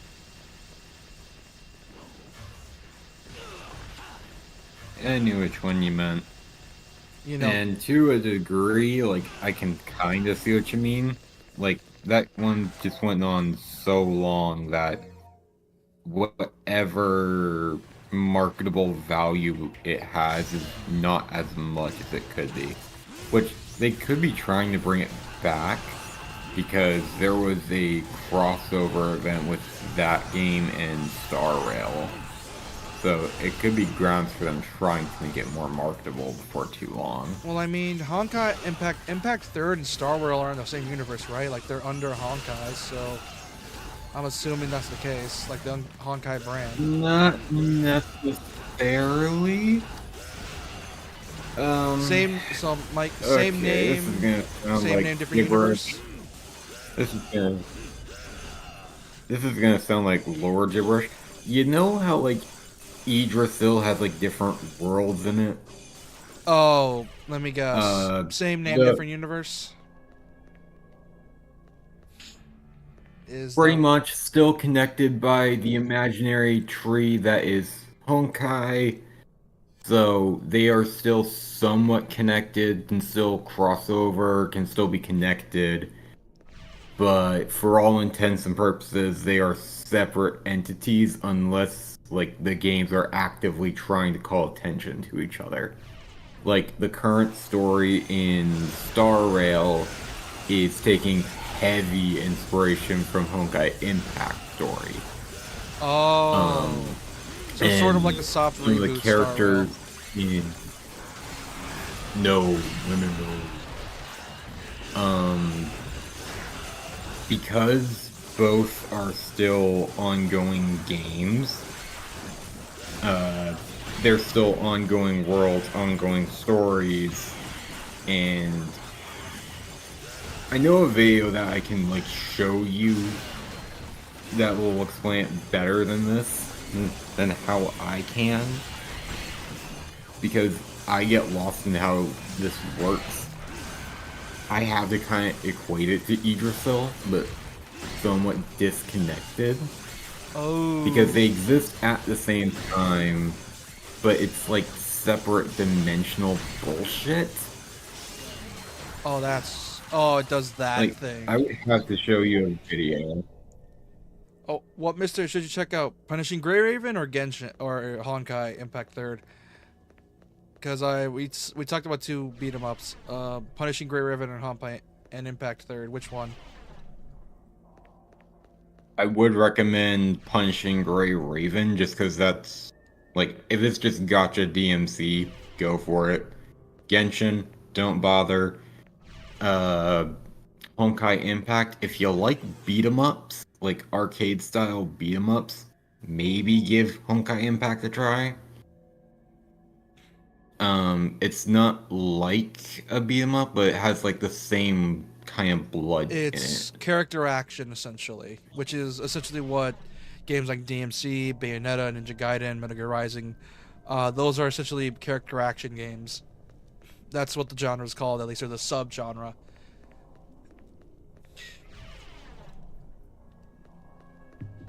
But yeah, Punishing Grey Raven's great. Honkai, that's if you want to. Genshin, don't, because despite how cool it looks, it's not as in depth as you think. Like, there's not really any launchers. There's not really any like good tech you can do. Like, it's like the combat you can do in Genshin's not really all that impressive. That's what tricked me into getting it, because I thought it would be like DMC styled Breath of the Wild, but it's not. I mean, that's how they tricked me. Genshin's combat, like, it's got deceptive levels of depth, but it's like you have to use items, foods, potions, and have to know like integral like team compositions, so that way everything can synergize super well. Because like some of the highest damage I've ever seen for that capped out at about just like 1 point off of, I want to say like 10 million, and I want to say that was like the damage cap. That's not exactly what I meant, but what I meant is, like, for example, things like jump canceling, combo switching, like essentially stuff that allows for a shit ton of player, what's the word? Essentially allows the player to get creative with it. Like, for example, like being able to find Some secret characters, tech, but that's more than just a button mash some fest. characters do have that kind of shit. Like there's this one Hu Tao where if you have like her C1, you have to make use of jump canceling to use her efficiently, or at least like pros will tell you you don't have to. And then there was one tech with Nouvelette for a while where his like charge attack is basically just a giant blast of water, and the players could just like spin him around rapidly in the space of like 5 seconds and kill everything. But then the devs were like, no, that's a bug, and then patched it out. Yeah, but not so the stuff is there, it's just character dependent, and well, like, yeah, it's not really encouraging for players. Yeah, but that's not exactly what I meant either. I mean, like, for example, like what you saw what I'm doing with DMC, like, for example, mixing up combos, that type of stuff, not just like mashing one button, like using different skills to like link up to other skills and all the like. That part is correct. So it doesn't have that, or does it have that? It does not. Like, Genshin, that's the thing with Hoyo games.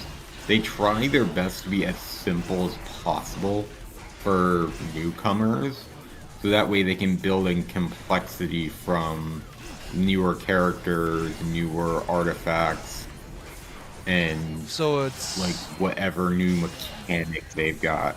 So it's less about trying to be stylish and more just the build. Pretty much. Yeah, I figured. Because Punishing Grey Raven, what it does is that the combat seems simple at first, and it kind of is, at least for a gacha, for like the average character action game. Like, it's no DMC, no shit, but there's enough depth in the combat where it's like you can realistically do this if you're good enough. Like, for example, one of the ways the game gets you to get good is that there is a limit to how many times you can dodge a certain amount of times before you got to recharge. And the game encourages you to, like, hey, you want to be able to do, like, perfect dodges? Well, learn to use that perfect dodge and don't abuse it, or else you're going to get punished severely. And when I first started out, because at the time I was playing Bayonetta, it worked against me, because I was so used to dodging so much in Bayonetta that it would have to force you to, like, actually pay attention. Because you got to figure out which attacks you can dodge, which attacks can you parry through, or essentially stuff like that. And essentially the prologue fight is sort of like that, where the prologue fight, the boss is like 20 bars of HP, and you're able to realistically get through like 5 or 6 if you're new, and if you try to power through it. But if you try to do that, you're not going to get anywhere. Like, you essentially, it's forcing you to actually interact with its systems, which most gachas don't really do. So that's sort of the way I want to see it. That's why I like Punishing Grey Raven. Because despite how simple the combat can be, there is a lot of depth to be found. After all, these devs are heavily inspired by DMC.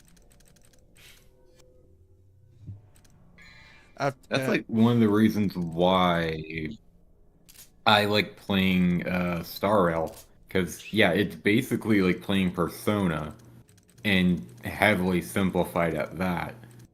But when you really start to try and figure out ways to get around bosses and some of the more challenging stuff for the time being, like, it can get deceptively deep, kind of interesting and kind of not. Because once you know what to scan for in the text and shit, and know like what team comps to use, yeah, you can kind of simplify it down and just streamline everything.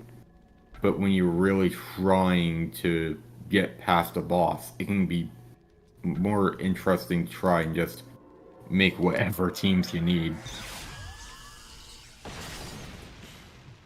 Yeah, and And the story's really fucked. Well, I mean, it's the Genshin story. Here's the thing: a lot of gachas have been having some really good, interesting plots.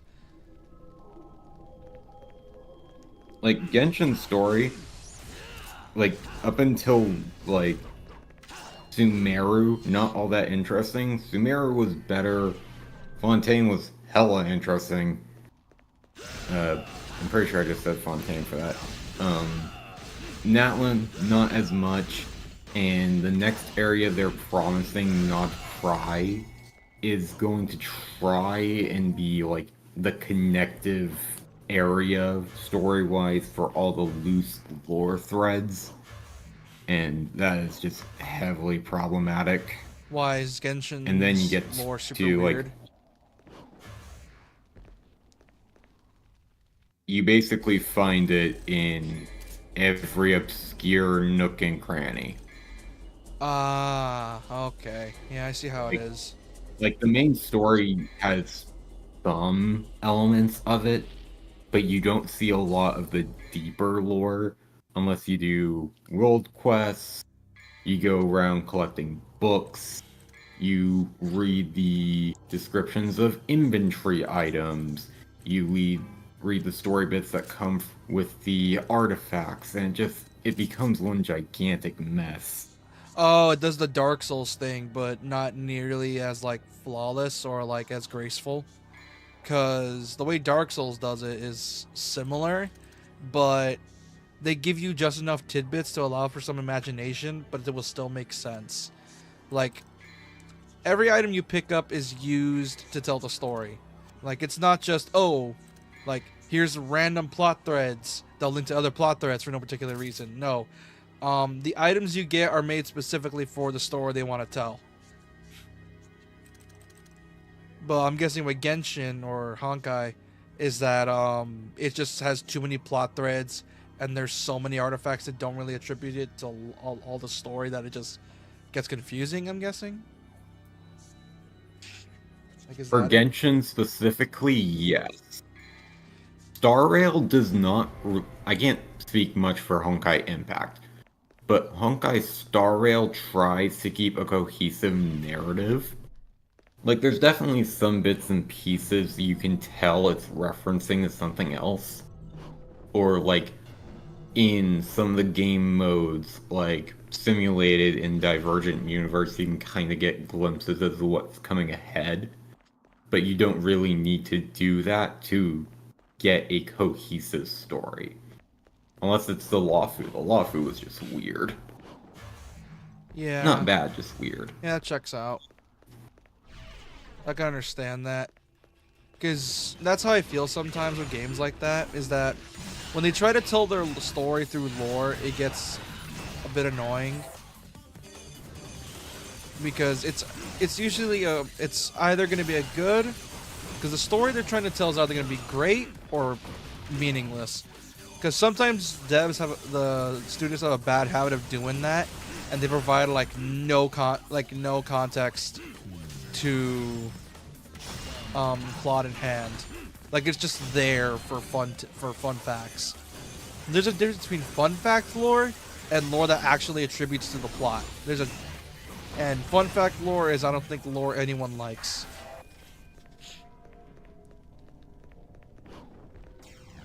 Because it just means... Unless it's something like a Souls game.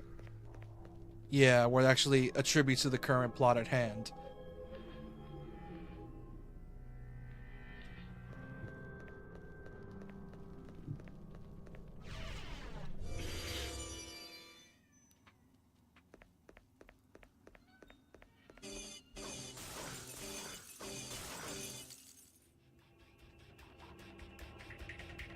And then there's like certain games where it's just like, yeah, like lore? What lore? We're just gonna tell you fun facts about this world. The main story? Who gives a shit about that? Bayonetta does that really poorly, because it does have tidbits of lore for the plot, for like telling how the world works in that series, and it's a bit annoying because the stories there are good.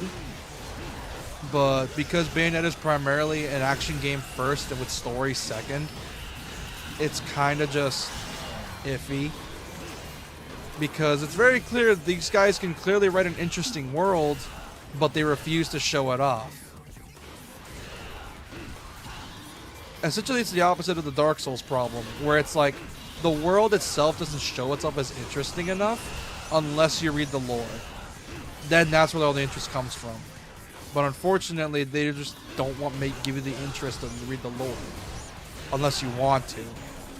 And it's just, I don't like it when games do that. The Alan Wake games does that as well. Well, here's the thing. That attributes to actual plot, though. That's the thing.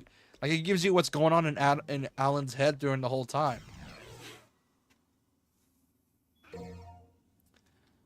So that gets a pass from me. Unfortunately, some other games do it in a way where it just doesn't work all that well, and it gets super annoying.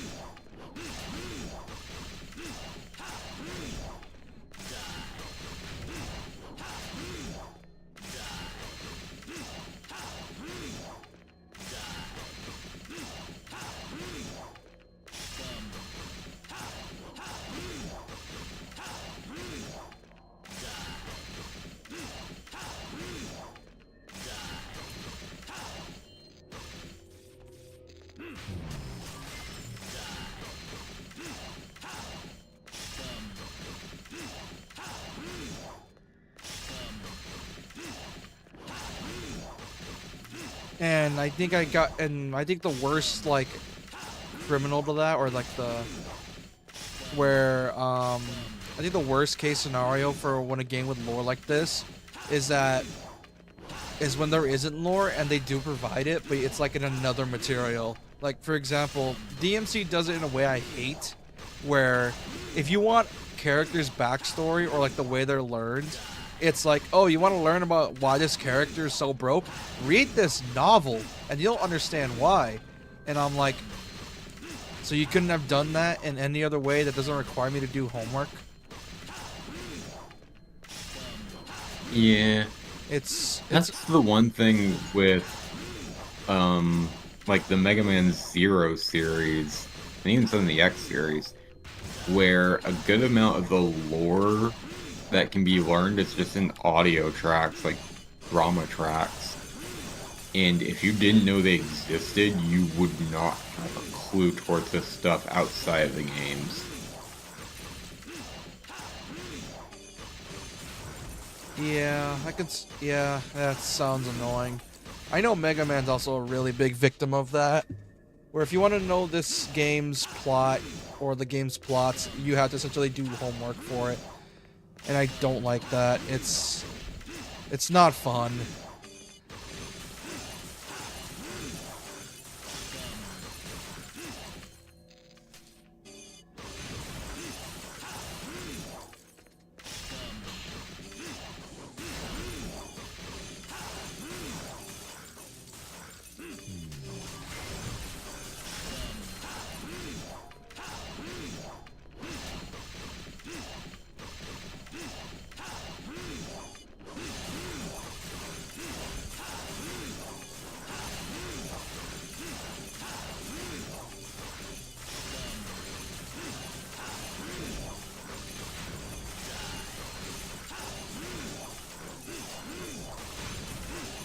And I don't know, I hate it when games do that. Because it's like, you have an interesting world and story to tell, but you force readers or players to read through arbitrary stuff. I think an even worse, like, victim of that, I think it's the worst one I know, is FF15. Not only do you need to play the DLCs to understand the plot, but you also gotta read the book, watch the anime, watch the movie, and it's super annoying. The anime, thank God, is on YouTube. You can watch it there, because you get to learn how Noctis's mom passed away and why he's like so traumatized. But god damn, like, playing the games. Not only that, the story is even worse. That the story is unfinished, which means we'll never see what the main plot line was. Apparently in the book has the final story, or the final DLC has the plot. And it's like a whole thing where Bahamut's like, oh, I'm the real villain after all. I manipulated fate to have you die so I can kill Arden and take over the world. And it's, ooh, I hate it when they do that. It's so frustrating and annoying. Like, why would you do it like that?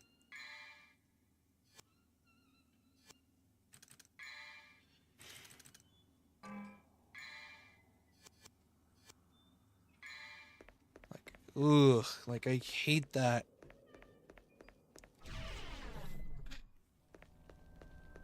Because there's, like, it's what, like I said, it pisses me off that some games and books and stories do that. Like, you have to go do a lot of homework. Injustice is bad as well. Oh, dude, Injustice is even worse. Because not only is there the comics you need to read years 1 through 5.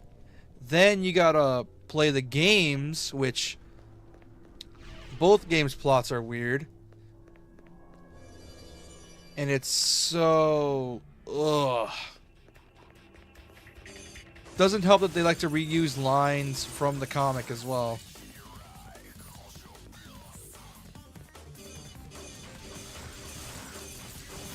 That's one thing where I'm glad, like, Marvel rivals this comic. It's basically just like supplementary material. Yeah, it's just like, there. yeah, it adds to the story of Rivals, but like if you want to enjoy the experience, you don't really have to watch it or Yeah, read it. that's. And if you want to go through it, you can find stuff on YouTube. Oh yeah, 100%. Like that's also another way to do lore. Like if you know the source material doesn't have a lore, but the world itself sounds interesting to you, then well, there's other ways to see it. Like if like it's just there, like it's not there to like tell the story itself. The game's already doing that themselves through like other ways, like trailers, videos, all that stuff, or like in-game hints. But if you want like actual lore behind like the whole thing, well, there is the comic, and that explains everything, which is fine with me, because there it's explaining how everything works, why everything is happening, and you know just how all the characters are. And it's a really good way to do it, in my opinion, if you're doing a world like that, especially because it's a multiplayer game.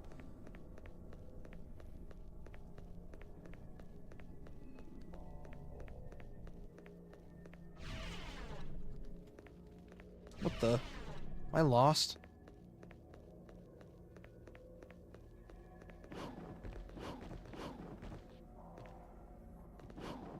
Where the hell do I... Wait.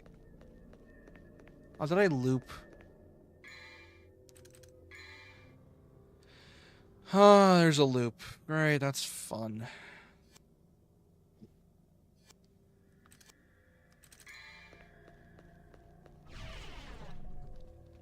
Hmm...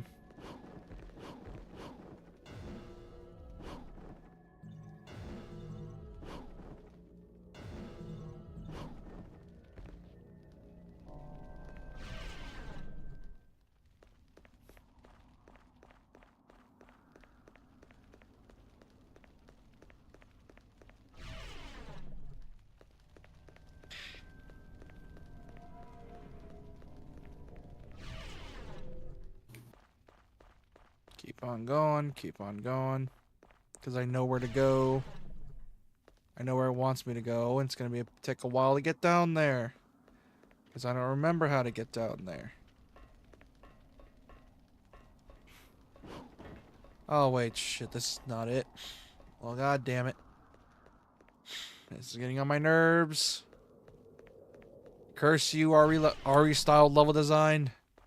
With your looping corridors and hallways.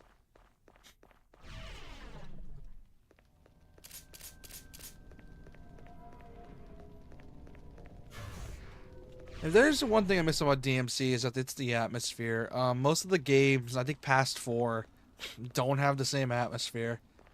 Like, DMC's 1, 2, and 3 were meant to be, like, horrifying in their own way, like, actually genuinely scary. The only reason they weren't is because, well, you're playing as a badass demon hunter who doesn't get scared by nothing. And then there's like DMC 4 and 5, which does still have a gothic art style, but it loses that atmosphere. Like especially 5, where 5 just straight up removes the gothic aspects and leans more towards punk. And I like punk, but yeah, it's not my cup of tea.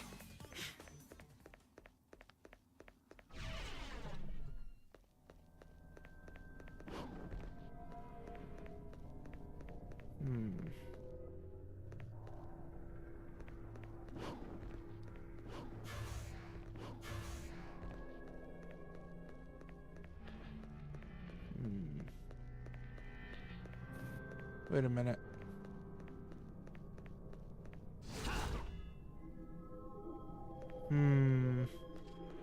Oh, I forgot where to go.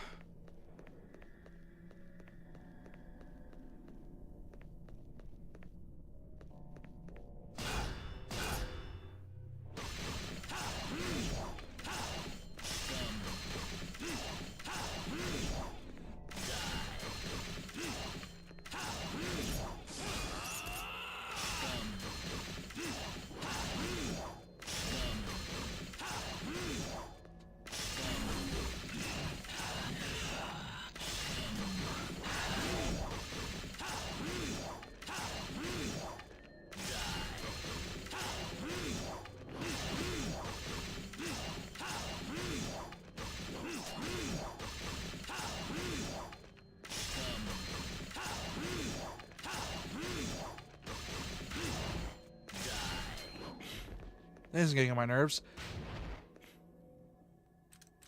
I forgot where to go. I know there's something I gotta get. I know there is. And I know exactly where I need to go to put it. It's just not telling me where to go. It's being annoying. Do I just need to jump all the way down?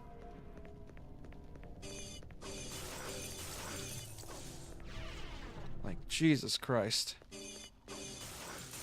Like, I think I know where. I just need to... If I gotta jump all the way down, I'm gonna be pissed. Because if that's the case, I was looping in circles the whole time. Divine Library.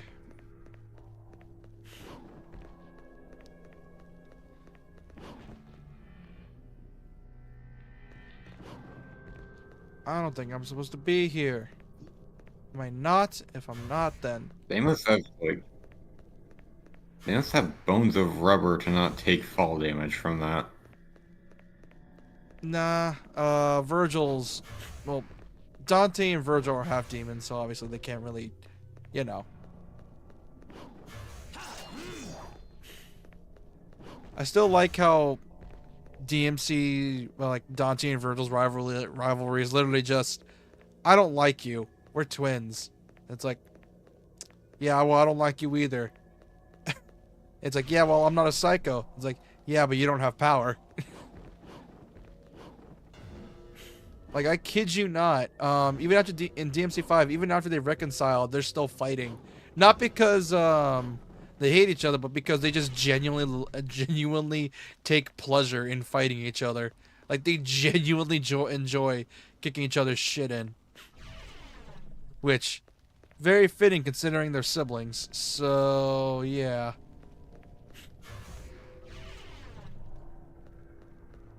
Like, very fitting. Like, that's sort of their whole relationship, really. Not only that, Dante does care about Vergil. It's just that Vergil's Vergil, essentially. Like, he's a bit too brooding. He's always been brooding. He's always let trauma blinded him. And essentially it got so bad where he's just like... How do I say this? Essentially, well, he did all this. It's an eternal battle of red versus blue. Oh, pretty much. It's always been like that. Like, Dante and Vergil, they're going to keep fighting for the rest of their lives. Even all the way to their 50s, to their 60s, to their 70s, and so on and so forth. And if they want to keep fighting, they'll turn Devil Trigger and never age to keep on fighting. That's just the way they are. They love to fight against each other. They're the only ones that can match each other anyway. Because the few people that could match him, they've gotten stronger and killed them. Like, for example, Mundus. Dante surpassed Mundus, and because of DMC5, so has Vergil. Essentially, there's no one else that can match them unless they're just that strong. And even then, it's a struggle to reach that strength. Because they're just so built different that they can't really do much about it. It's why they get bored so easily. Like, literally, there is no other character that can match them. And that's what makes them so cool. Literally, that's the only people that can beat them is each other. And that's it. And the only time Nero won that is simply because of the fact that, well, you know, those two, Dante and Vergil, were fighting. And, you know, Vergil just barely finished his fight with Dante. And Dante was also exhausted, and that's why Vergil was able to bitch slap him across the room. Not only that, Nero just barely unlocked his Devil Trigger, so he barely had control over it. Compared to Vergil and Dante.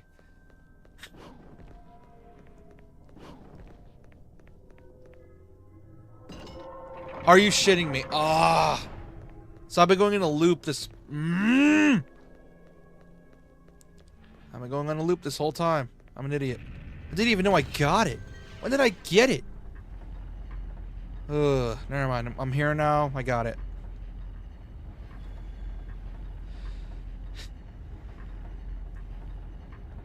And, oh my god, are those guys, like... There's a reason Dante and Vergil are one of the most iconic rivalries in gaming. Like, barely anyone can reach that. Like, Scorpion and Sub-Zero, I don't really... the only reason people don't think they're rivals is because, well, they got beat with each other and that's it. It's just, oh, you killed my family, prepare to die, and that's it. Dante and Vergil, there's a bit more to it. It's why I kind of get miffed when people say when people get upset at Mortal Kombat story for retconning shit. Yeah, why are you surprised?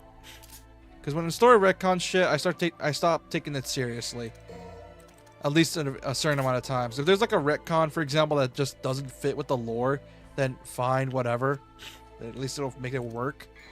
But if you're retconning it just because you want to tell a certain story and that bit of lore contradicts the story, then you're gonna lose my interest.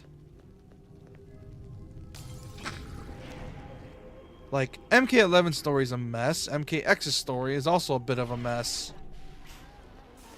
MK9's is the one that has the least amount of mess involved, because that one's literally meant to reboot the franchise.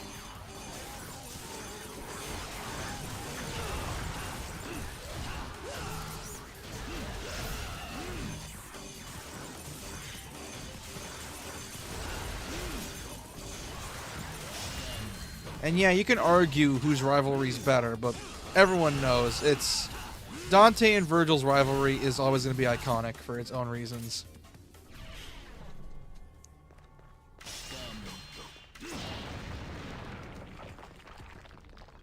Like, barely anything's going to beat the rivalry that is Dante and Vergil.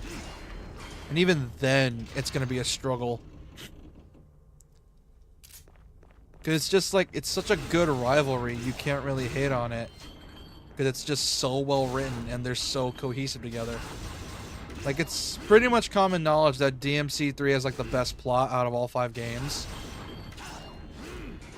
Because that one's plot, you don't really need to like read anything else to understand it. Because you already get what happened. Like, you already know Dante's and Vergil's parents were killed by Mundus. We already know this.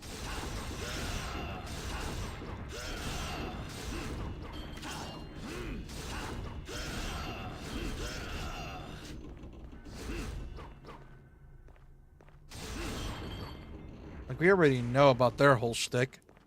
We also know that they got beef and they fought with each other before. Most of the time. If we're counting the manga.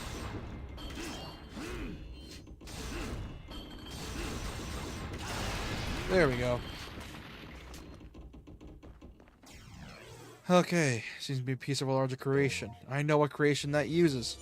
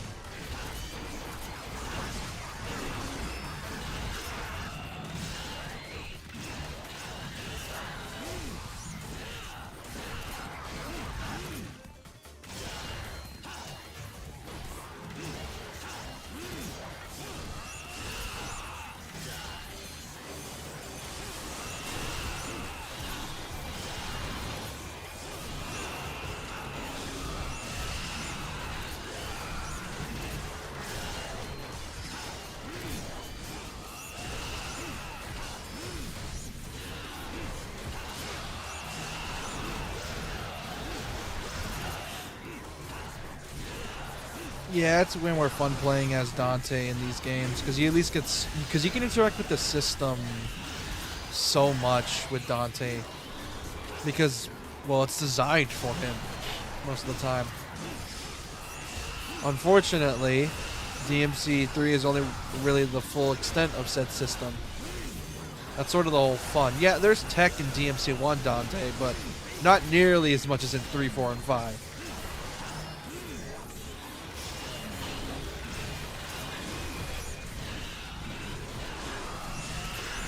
Like, I don't know which... I know jump canceling is in this game as well. I just don't know how to do it.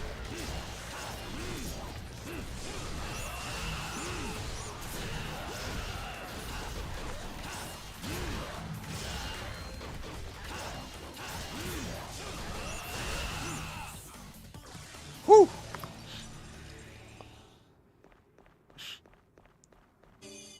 if I were to like label each character starting from Nero, Vergil, and Dante, Nero is obviously, I've talked about this before, that he is the introduction character. He is meant to help ease you into the game's combat system. Like, teaches you proper timings, combos, like, and not only that, they also ease you in with his stuff with involving his Devil Breaker. And he's a very good introductory. Dante is essentially where it's like you fully want to interact with the system in hand. And the game's like, oh, you want to learn how to play Dante? Okay, here's every single tool he has, plus the style switching.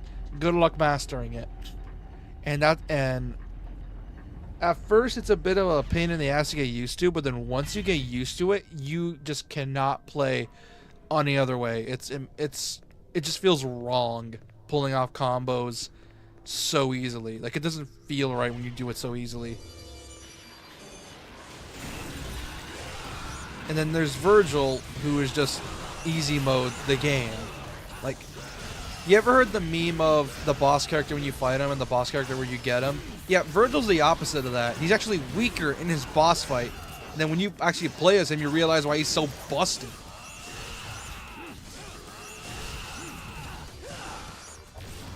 Like, it's insane how busted he is in DMCs, like in DMC 5 specifically.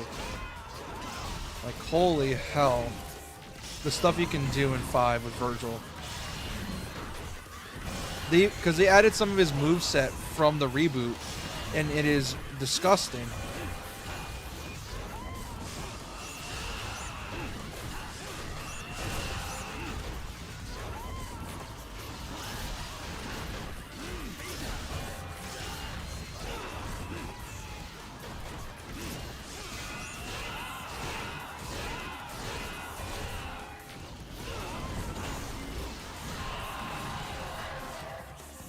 Oh, shit.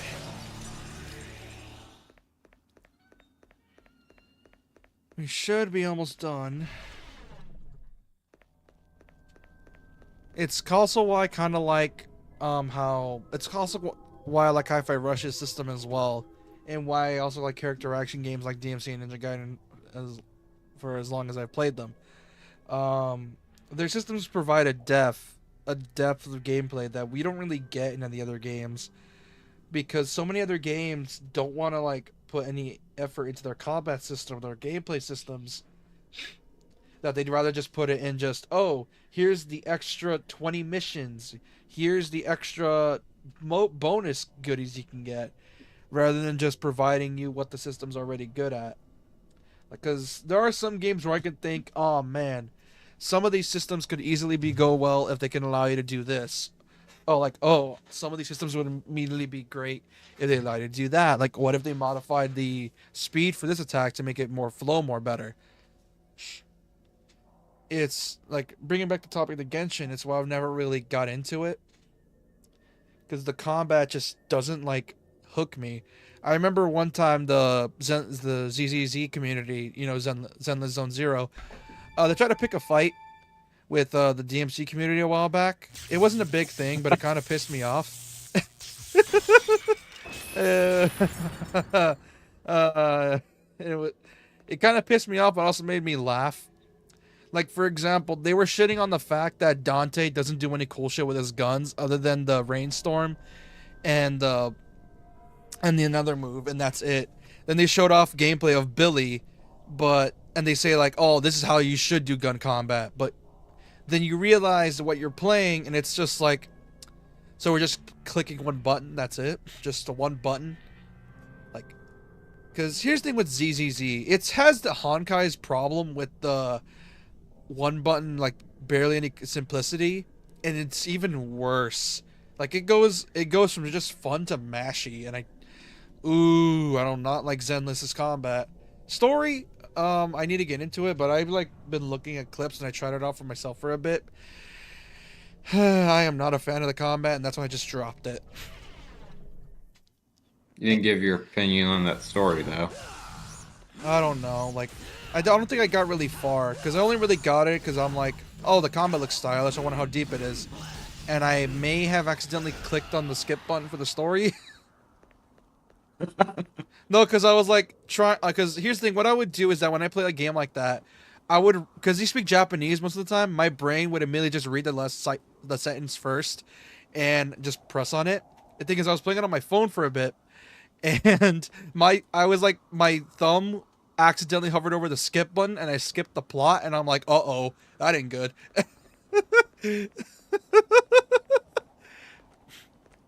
And I'm like, God, and I curse my fat thumbs, and I'm trying to like read and I want to go like to replay it again for the story, like for the beginning bit, so I can figure out what I missed.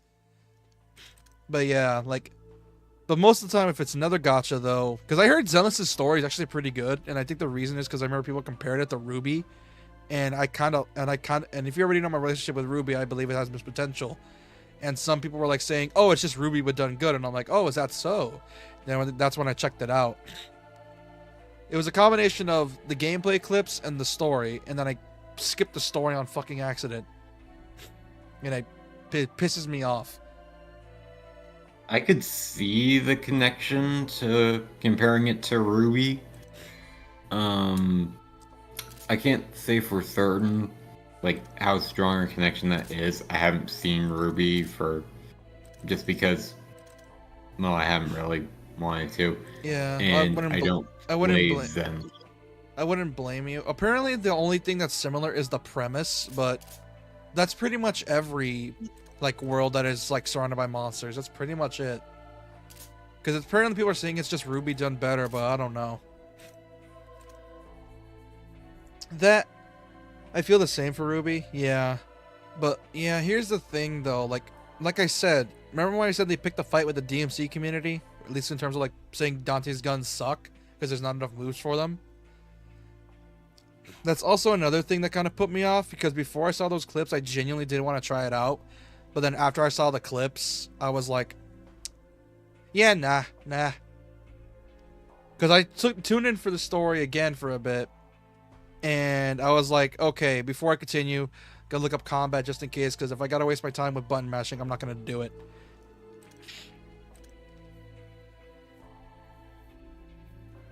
And yeah, it's just, ugh, I don't like mashing. I just don't like to do it. Like, I need to be doing more than just pressing one button. That's why DMC2 bored me to tears. And I was actively getting tired of playing that game. That, and I don't fall for Gooner bait as much as you'd believe. Like, it's really hard for me to fall for it. It's why I barely touch, like, Honkai. Like, eh. Like, I get it, that's their whole marketing, but even then, I don't fall for it that much. Decay is the only one that got me, but that's because that's because, like, story, like, plot points have been showing up my feed. Along with the music. The music is amazing. So that's the only reason I fell for Nikkei, because that game's plot was genuinely hooking me up, and I enjoyed it. Whereas Genshin's, because of all like me playing it combined with me seeing people share their experiences, say like the plot only gets started like 100 hours in, and I'm like, the fuck? Is that true? If you're going like pure story-wise, it's not really 100 hours. But when you take into account leveling characters, getting them adequately built to go through the story, like you basically played an RPG already. So maybe not like 100 hours with me, like 40 minimum. So it just takes a while. Yeah. Yeah, that's one of my main problems with it. Because despite it, like, just the tagline being anime Genshin, it still doesn't hit as right. Red Vergil. Hello.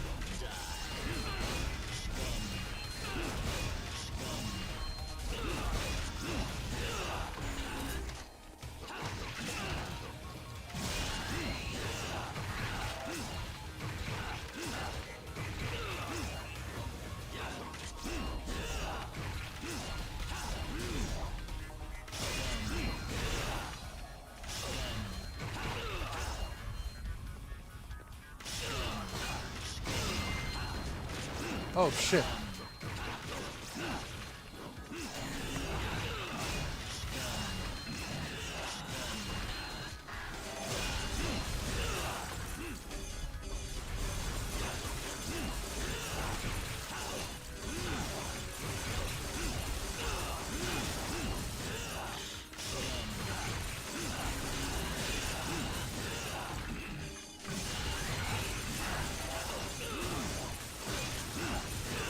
Ah, shit.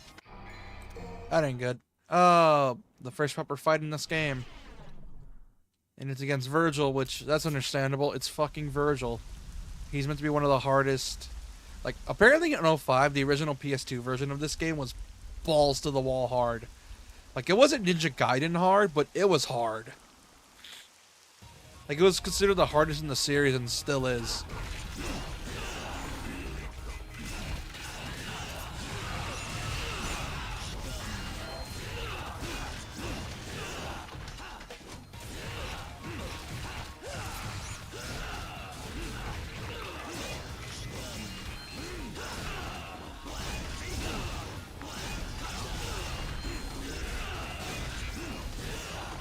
Ow.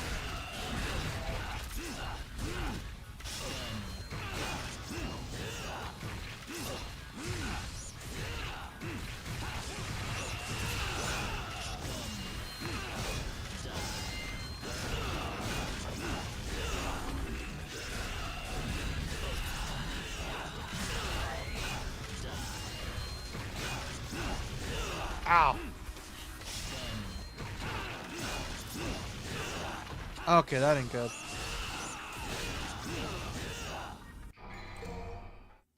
I assume the red Vergil thing is basically, oh, you're playing as this one character, now face the color palette, kind of like how Smash does it. Yeah, it's because it's like, oh shit, you're playing as that character? Okay, here's the opposite color palette so you don't get confused.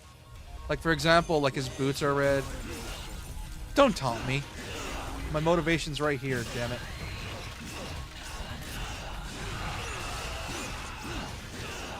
Oh yeah, also Vergil likes to punish you when you combo too much. Like, if you don't, like, dodge immediately or your attack has too much recovery, he will just straight up punish you for it.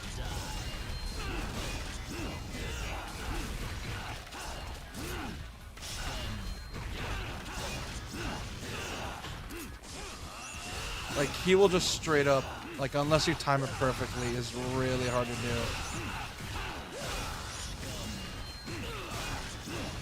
And because he likes to do a certain move over, yeah, it was automatically set to DMD for the American release because people complained at the difficulty for 2. That is mean! That is such a dick move, Capcom! That is just being petty!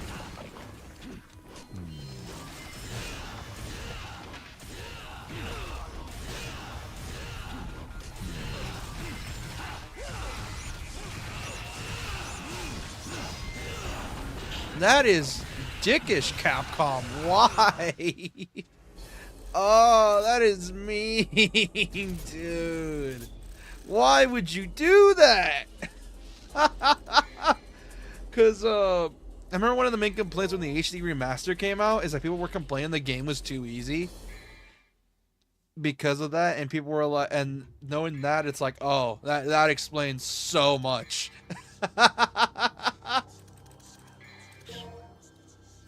I feel like, has Mega Man done that before? Where it's like, or is it something else? Because I know Mega Man 2 had the hard mode thing and the easy mode.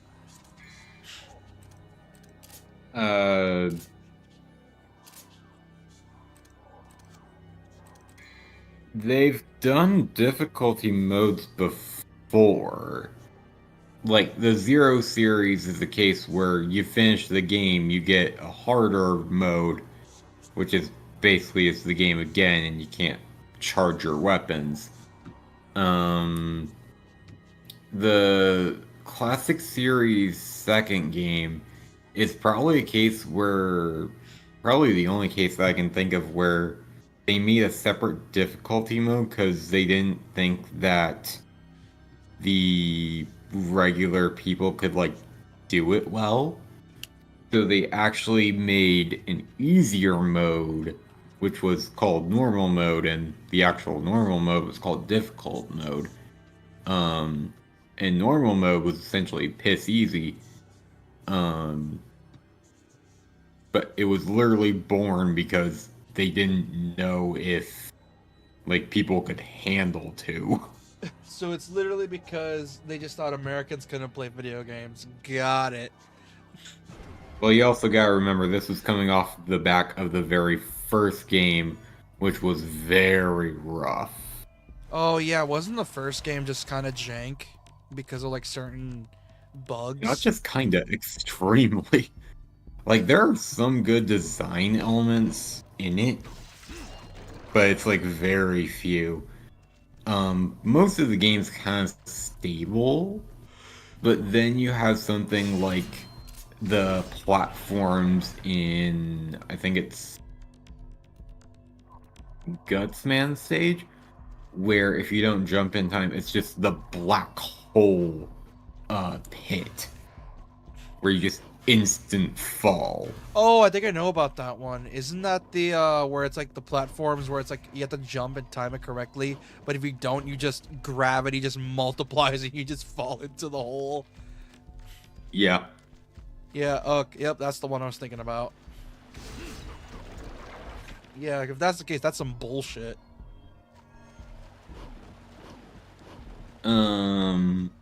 There was also Iceman's stage where, like, I think it's about the midway point of the stage. There's essentially like a giant chasm, and right in the middle is like this small little platform. But in order to get to the platform and to get from the platform to the end of the area, you have to jump across these platform things where they have their own set movement pattern, but they also shoot about every second or so. And so there's a real chance that you could accidentally like get hit, like whether you're on a platform or midair, and then because recoil damage is a thing, you just end up falling. Oh, you get knocked into the hole. Yeah, I know. Oh, that's some dickish level design. There is a way around it because you visit Alekman's stage first, and like the order that people tend to recommend will usually have you go to Gutsman before you'll go Bombman, Gutsman, Cutman, and then Alekman, because Cutman's weapon is effective on Alekman, but then the weapon you get from Gutsman, which is basically just super strength, can be used to reveal a specific item that can create these basically condensed magnetic waves. Yeah. Yeah, and they'll turn like into a platform that you can use to bypass that challenge entirely in Iceman's stage. Oh, there's an achievement for killing this thing. I didn't even know you could kill this thing.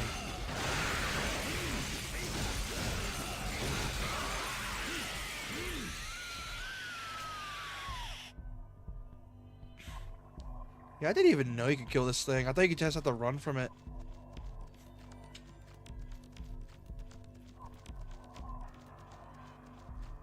It still kind of surprises me how Capcom's or S&T collab with DMC for Capcom somehow. Like I knew like apparently they were like big fans of DMC in general, but I didn't know how much of a big fan they were until they actually like implemented Dante into the story.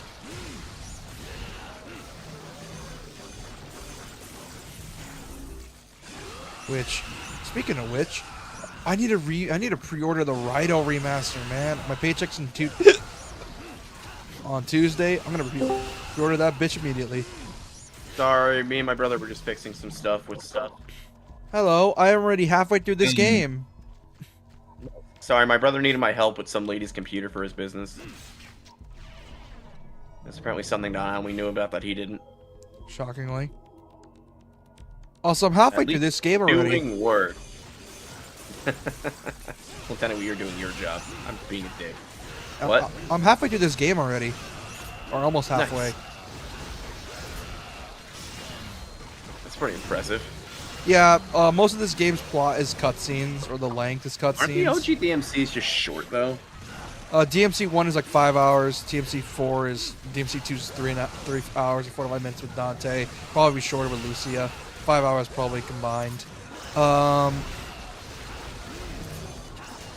DMC 3 is like 8 to 10. That's right because of the cutscenes though. And DMC 4 is also a bit long. It's like 8 hours. And DMC 5 is like 8 to 12 or 8 to 11.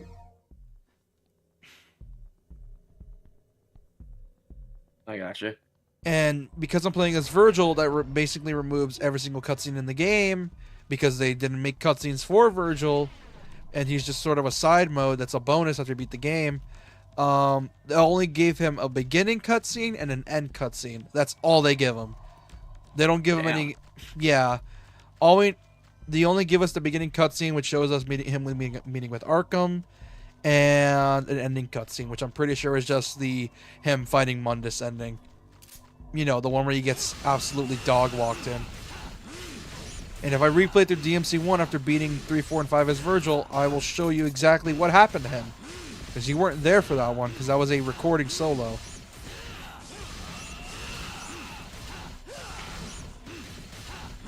Also, I need to share the game. Hold on. I didn't share it at first is because it was messing with my signal. Luckily though, I think it mellowed out. So hold on, let me share it with you. Go live. Please don't mess with the signal. I don't want it to lag. Can you call yourself the Dark Brotherhood listener? I call you a bitch. What's a Dark Brotherhood listener? One of the heads of the Dark Brotherhood. Well, I'm sharing the game if you want to watch. I'm watching the seg. The fact this game ran at a solid 60 on PS2 is amazing.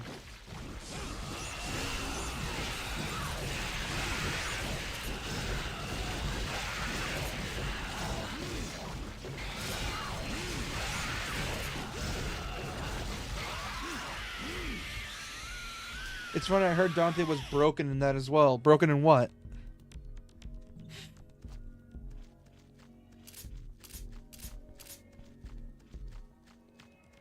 Broken in what, mister? SMT? What'd you say? Oh, yeah, he is busted in SMT as well, Dante. Like, he is a very good, like, character in the game. Like, he's borderline OP.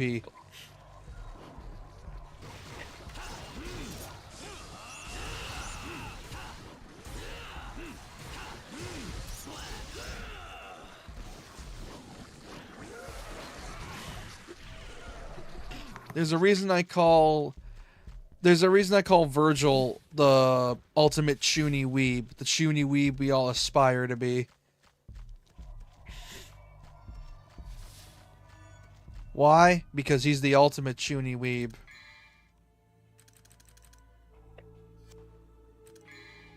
You can deny it all you want, but he is the ultimate Chuny. He is though, like he takes everything too seriously. He has a katana. He does the nothing personnel kit on you, and it's just the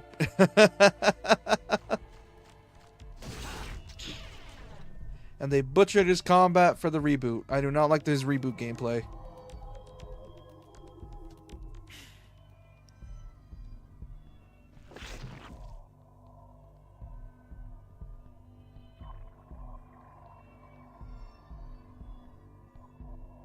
Wait, what were you saying? I'm sorry. What? What were you saying? I'm sorry. About what? Something about something. Well, yeah, I mean, you're playing Oblivion, so it's obvious you didn't pay attention. No, I did not, but I'm done with that now, so... Well, Vergil's the ultimate Chuny weeb. Of course he is. I mean, look at him. He wears a trench coat, he has a katana, has white hair. He's a weeb. He just refuses to admit it. Good minute.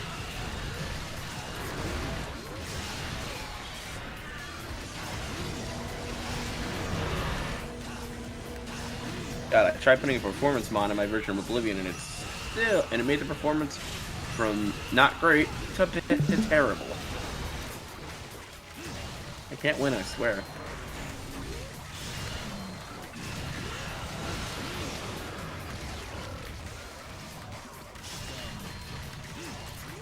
We all need to play Cards Against Humanity one night, the virtual one. We could try. Fuck! Because some dipshit made a Pokemon expansion. Even better. Brilliant cards such as getting your Lopunny an abortion, or giving your Eevee a Crackstone to see if it evolves. It's like What? brilliant. No! Yes! Fuck. Let me check if the virtual one has that expansion. I'm hoping it does. You're fucking lying. There's no way. You're fucking lying. Dude, look on the clips. I posted it. You can physically buy this expansion. No! Not official, of course, but No! look on clips. Do it. Do it right now. Okay, let me see it. You can physically buy this expansion. Alright, let me see it. And I might. I kind of want to support this author.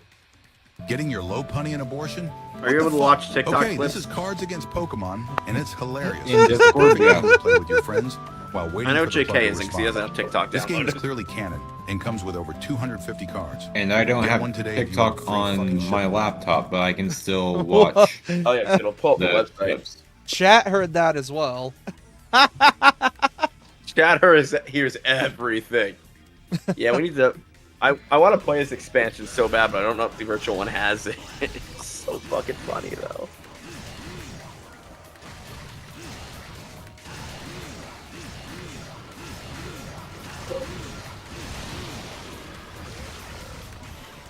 Who the fuck stole my Pretend You're Yixi username? I'll fucking kill him.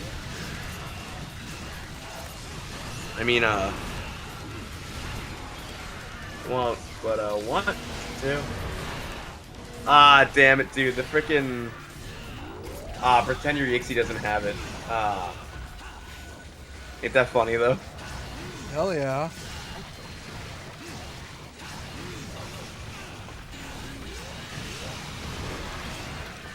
Which there's no way to play that version unless we all met in person, but it'd be fucking hysterical.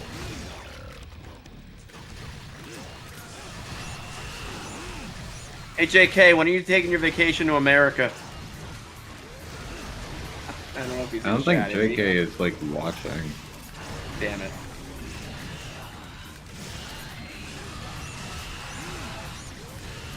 Even though we're technically on the not safe to travel list in a ton of countries, places. Which is kind of upsetting. I wonder why. That's we voted for an orange president. Everyone knows orange is a dangerous color. Can we not talk No, about that's that? blue. My one political joke exhausted for this stream. Hey, can we not? Hey, I get one! Yeah, just not in the mood for it. Never in the mood for it. Never in the mood for any political joke. It's because you're a bit boring sometimes. Yeah, I nerd about a game I like. What's wrong with that? I'm not saying that's boring. Never mind. I need to heal. What is So wrong as you with know, me? if you type in Shinigami and then DMC, you come right up now. Well, thank my shorts for that. Oh, you heard it and you wish you did it? What, the fucking... The Cards Against Humanity Pokemon. Yes! I've done my job properly then as co-host. Even though said co-host hasn't been here for 90% of the stream. I probably might As a actually pro- marathon this. If that's the case, because I'm Sorry, I had stuff I needed to do. That kind of got in the way. I think I might actually try to marathon this, actually.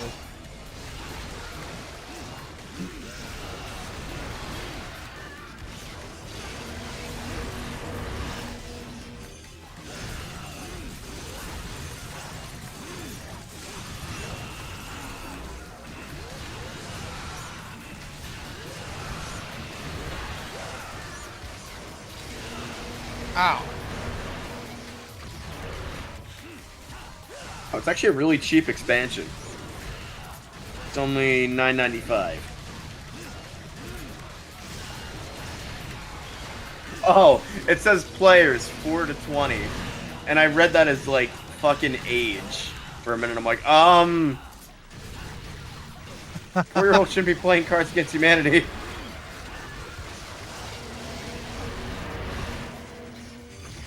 That's for the unofficial PDF. So how do you get the actual physical version then?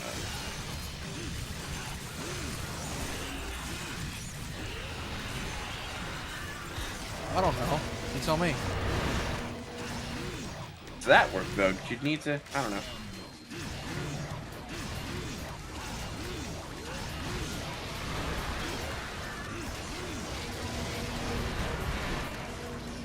Oh shit.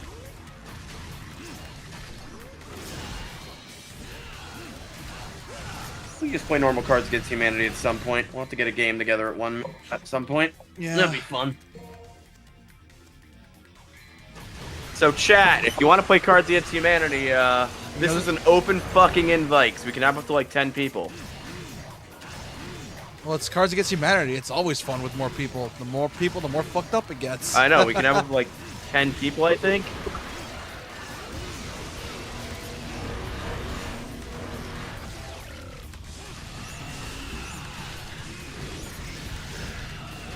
What the fuck am I looking at? Giant you look at the insides of a giant demon whale. I didn't know their penises were on their inside. Well, I mean, that's what it looks like soft. But yeah, it's not hard yet.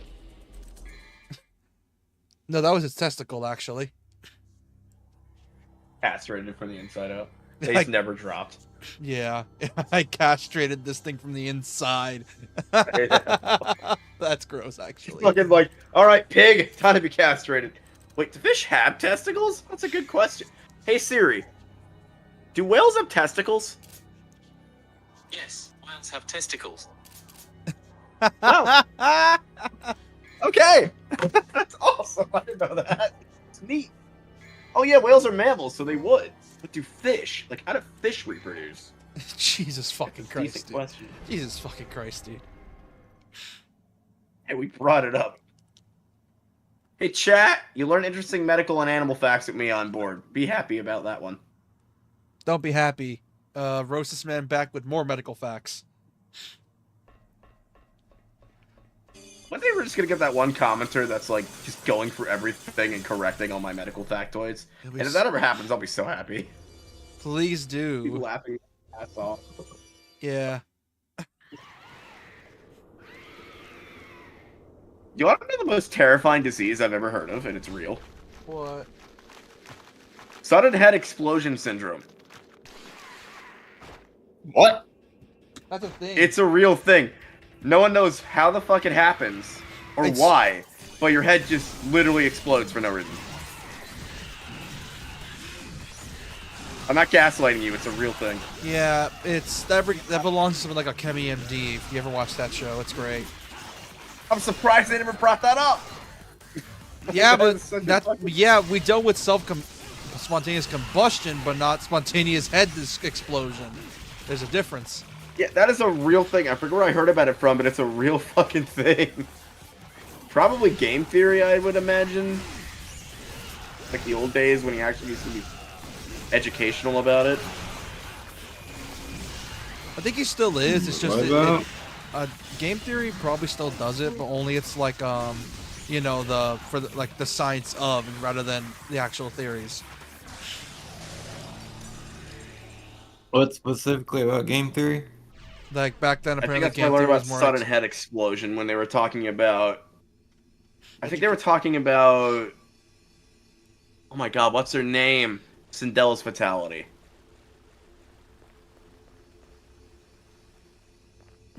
sudden head explosion. That is a real thing. You can look it up right now. That is real and that exists.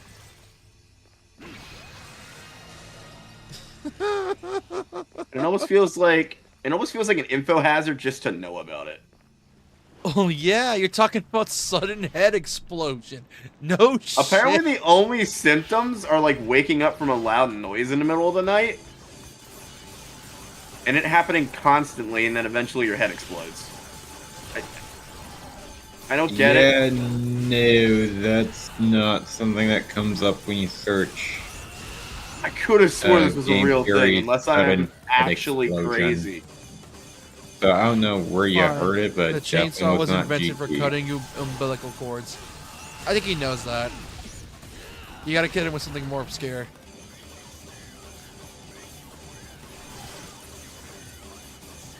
Think we'll meet Hot Demon Lady at some point? That's actually something I didn't know. Oh, I thought you did. No. Huh. Did you know the most common cause of death in crabs is being crushed to death by their own shell? Because crabs and lobsters are technically immortal. However, their shells can still... That's only for aging. Their shells can still literally crush them to death if they get old and if they get weak enough. That or they molt too much. That's why they're constantly That's why we molting. don't use their cells for like immortality research, because we'd still like grow frail as we age. So it wouldn't really matter.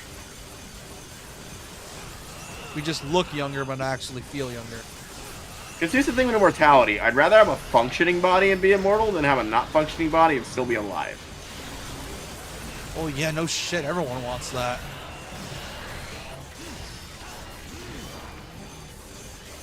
Because I've seen what being a vegetable is like, and, yeah. No fucking thank you. Yeah, nah. No shit. No one wants to be a vegetable, dude. Like, honestly, if I ever make a will, even though you legally can't do it in the US, which is bullshit, like, I would literally put in, if I ever become, like, fucking unresponsive or whatever, like, and there's no hope of saving my life, just fucking pull the plug. But you know what's really stupid? Because What? of the Hippocratic Oath, you can't put that in your will. And it's like, I am literally, like, a vegetable. Why not at that point? Because of morality. Like, I've been, like... Okay, let's say you're in a coma for, like, God knows, like, 30 years. And even if you wake up from the coma, your mind will still be a fucking, like, soup. Well, yeah. Legally, doctors would still have to keep you alive because of Hippocratic Oath. I know this is getting dark of a subject, but it's something that's not really discussed that often. Well, I mean, we're playing DMC where Vergil watched his own mother get killed by demons, so yeah, that's I'm just saying, I'm a firm supporter of legalizing medical euthanasia. Yeah, but then you gotta remember some people might use that for evil purposes. For example, to, you know, get back at a cheating husband. Yeah, but of course there would be, like, a million things of red tape. Well, I don't Like, know. it would probably be People like will organ find a donation, way. where you have to be both dead and brain dead. People will find a way. People are that petty. Well, you know how organ donation works. You have to be essentially, like, in that comatose state. And it would probably be, like, just like that. Yeah, but here's, like I said, if there's, like, something that can be used against you, people are not going to do it, because if there's always that risk. And people would rather not have that. Yeah, that's the other problem, but I feel like that can be easily mitigated with proper regulation. Here's the problem. Not everyone has proper regulation. Yeah. I mean, there are some countries that do it, and there haven't really been issues. Yeah. Like, I think it's legal in Canada, and it's legal in, I forget what other country. China, I think?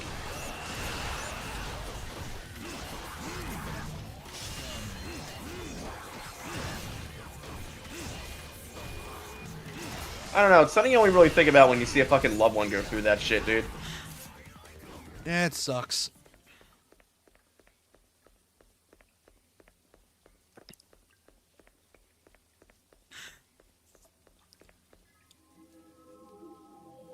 I need to go get an item. That's gonna be a pain in my ass. And go get the item, boy, and stop bitching about it. Then you stop bitching about your political jokes. Political joke! I was be talking about medicine.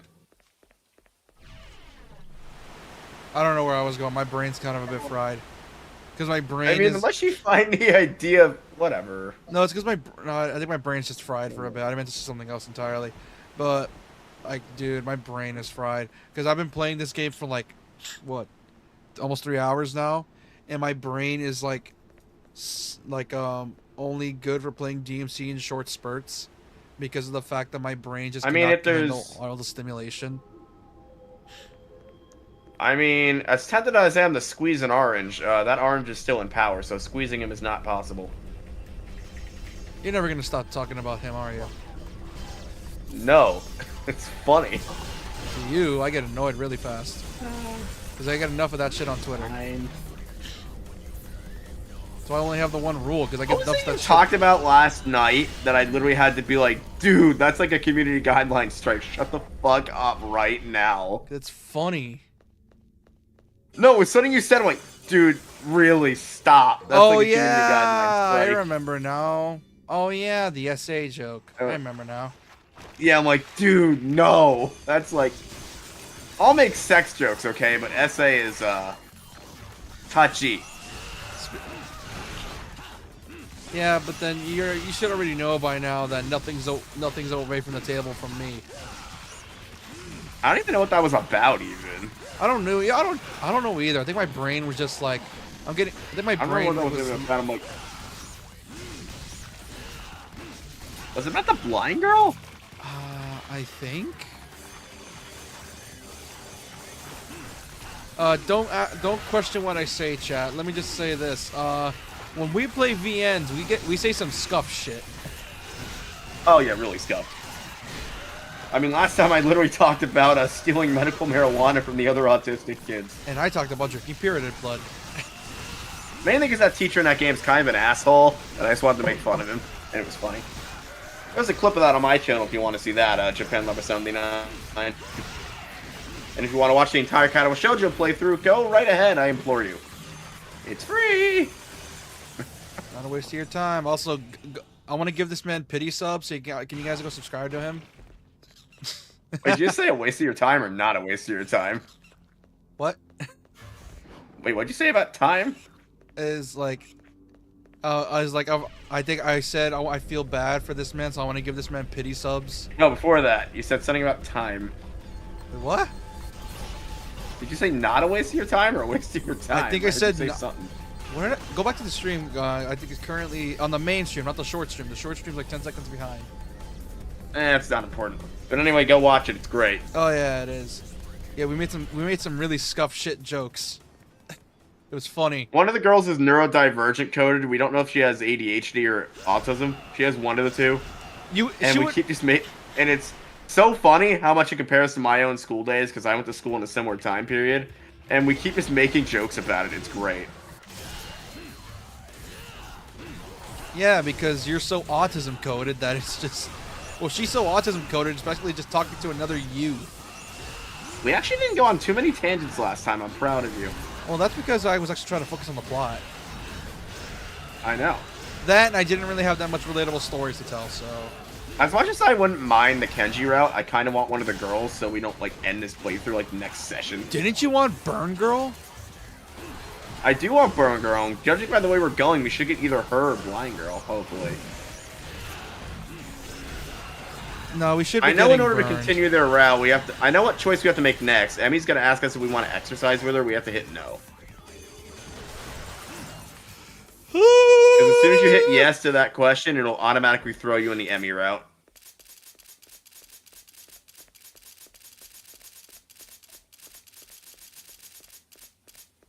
And I like Emmy, and as much as I like her, I already did that route, so I'm not interested. Also, let's get ready to see a hot demon lady.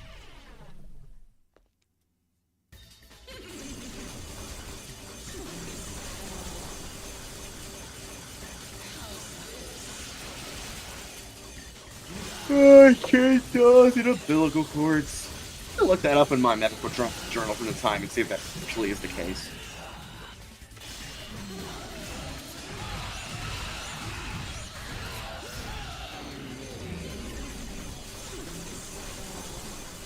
I'm pretty sure that thing's well in the public domain. We should totally do a stream where we just read passages from that bitch. It'd be funny. Because it is outdated as fuck. I'm talking about mutilating your kids for certain things that they do, to putting mercury in baby diapers, so much of other shit that's probably in there that I haven't read yet. I was trying to see if it talked about... I'm trying to remember what it's called. Not Phantom Sleep. It's a name for it. Oh, Twilight Sleep. It did not say anything about it. Do you know what that is? Speaking of obscure medical facts? No, I don't know what that is. So, when they do C-sections, they tend to put women half out instead of fully out. But back in the day, we would put women fully out like you would for a standard procedure. But for whatever reason, it caused like a disconnect between mom and baby. And every mother would think the baby wasn't theirs. And like they didn't just get birth. It was really weird. So we stopped doing it. Isn't that weird though? Like, is that some sort of mental thing? Like, No one knows. It was just like a weird thing. We just stopped using full anesthetic for that. And we just stopped doing like research on it because it didn't really matter once we stopped doing that. Even though I still think that should be researched further. But that would require like actual volunteers and shit and it'd be too dangerous, so there's no way to actually do that. Yeah, you're harming a baby, at least a presumed baby. You're not harming the baby, you're more so harming the mother mentally. And that was the issue. As you can see, I'm just abusing this boss. If you want my source for that, I found that out on today. Today I found out. I don't watch his vids anymore because every time I watch one vid of his content floods my fucking recommended section like a virus. Even though his video essays were really decently done. Who? Today I found out. Like, for putting out content like crazy, he had people that actually worked for him, like, properly, so his video essays were properly done. Unlike a certain company that starts with Watch, that I happen to know. Watch Mojo. They used to do that, but then because they pump out content like every single fucking day, they can't really do it anymore because they can't really research because they don't have the time to research. I'm glad the algorithm punishes that now. What? Daily uploads. Not exactly. That was ridiculous. Not exactly. It actually, if you didn't know this, back then YouTube used to actually promote daily uploads because YouTube was like, hey, if you don't promote daily, that means we're not going to promote your shit. And it's... See, if I were to charge the algorithm, I'd have it promote quality over quantity. That's impossible because it's going to be literally too many videos to do that. The problem is you'd have to teach See, quantity is a number... Well, here's the problem. Quantity is a thing that a computer can understand, right? Quality isn't. Here's the... Yeah. And because of the sheer amount of things uploaded to YouTube in just an hour, you'd need a computer program to run through that. Unless you can sophistically train an AI to detect quality, which you could, but it'd have to be a pretty intelligent AI. And here's the problem with that, is that you're some underestimating how much work that would take. Yeah, he tends to do that. For example, it's like, oh... No, it's... No, because as much as I hate AI, it's actually possible to do that. It would just take a lot of You're the same programming dude that skills. says, like, I don't give a fuck... if you were a game dev, I would give them all the money they need. I don't give a fuck if we go under. Which, not a good business practice. Okay, but that's completely different. What I'm saying is, technically, you could totally, like, make an AI that would promote quality over quantity. Yeah, but or not even an AI, just really, a computer program. Really fucking hard. It's not like Nintendo where they could just find links out of random. It's really fucking hard to do that. I'm not saying it would be easy. I'm saying not it would take only a lot that, of work, in terms of quality, quality is like a hard thing to gauge because not everything is the same.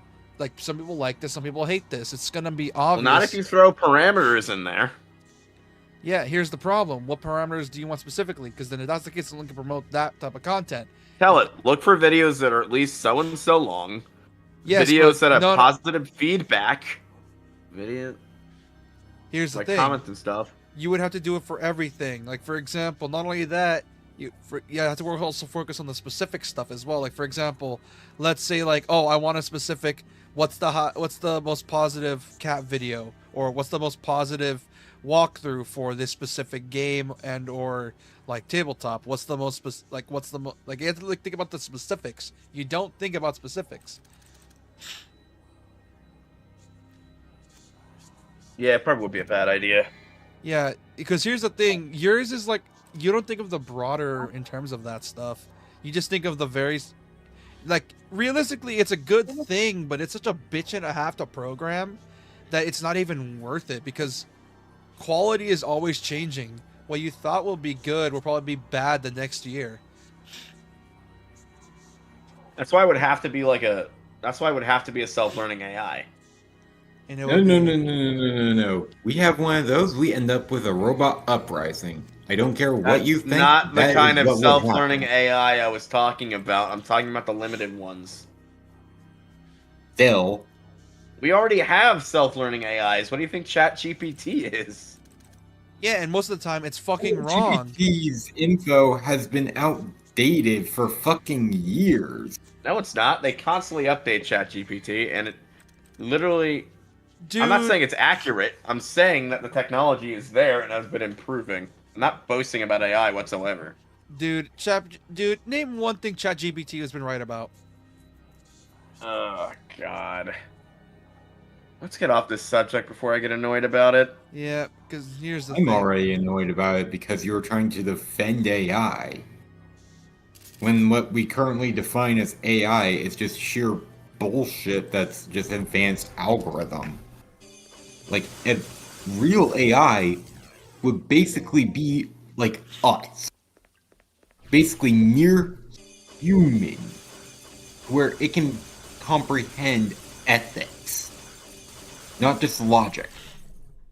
What I'm saying is the tech is there to get to a certain point, and it's not going to stop. I'm not saying to embrace it. I'm saying, Yeah, like for right now, it's not That's going the to be scary working. thing. Like maybe 50, 60 years from now, it'll be viable.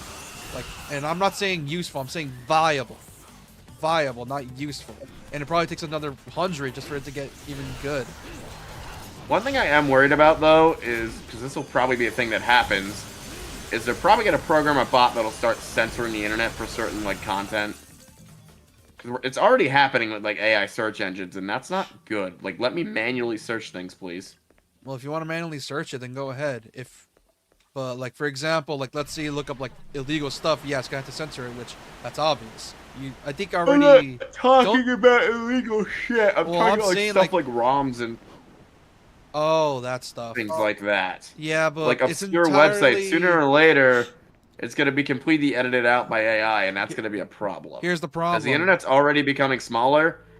Did you ever hear the shrinking internet theory? No, here's the problem with that. You're thinking, how do I say this? You think these outside companies have a lot of effect on Google, and they don't. It's up to Google if they want to do that. They don't give a shit about what Nintendo wants, Sony wants, or Xbox wants. They don't give a shit about what they do. As long as people still Google stuff on there, they'll find a way, and they don't give a shit what you do. Most of the time, as long like Did it's you ever hear about the shrinking internet? Like, oh, why AI just talking to each other? Is that it? No, but no. So, you know how, like, years ago, we used to have, like, multiple different websites for multiple different things, right? That's because most of the time people don't use those sites. Now, a lot of things can just be done on single popular websites, and it's led to the internet shrinking and the deep web getting bigger. Because why would you bother using all these other sites when you could just use one convenient one? What's wrong with that? Well, that's the thing. The internet will get smaller and smaller. Okay. But on the same token, it also restricts information because you have to worry about corporations censoring things on these convenient platforms and stuff. Here's and the that's problem. where the problem lies. The thing is, though, people are going to want to go for the more convenient thing, so no matter how much you bitch about it, it's not going to stop. Oh, no, it's not gonna stop. I'm gonna say that's where the issue lies. Like how we went from talking about love for DMC to random memes to here's how the internet's going to be shrinking, how you're going to lose your info. So I don't feel like talking about DMC right now. Is that a crime? Kinda. Because You forget I don't know much about this series. Which is why we're playing the prequel that started it all. Oh, I can't do this one. Fuck off. I'm failing this one. Quit the mission. Ah, fuck! Ah! It quit it. Ah! Did it quit the entire level? It quit the entire level! No! Oh my god, bro. You had one fucking job. It's because it doesn't let you... I forgot it doesn't let you manually quit the secret missions. That's some bullshit. I forgot it doesn't do that. One job. I'm sorry. Who could never get the burn go around, and I finally did? I'm still pretty pissed about the fact that that happened. You know how many times I've tried and you get it immediately? What the fuck? Seriously?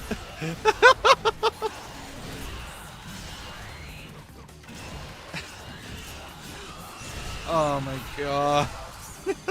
Oh no, it is. You're right, mister, because you have situations now where AI are making AI content out of their own engines.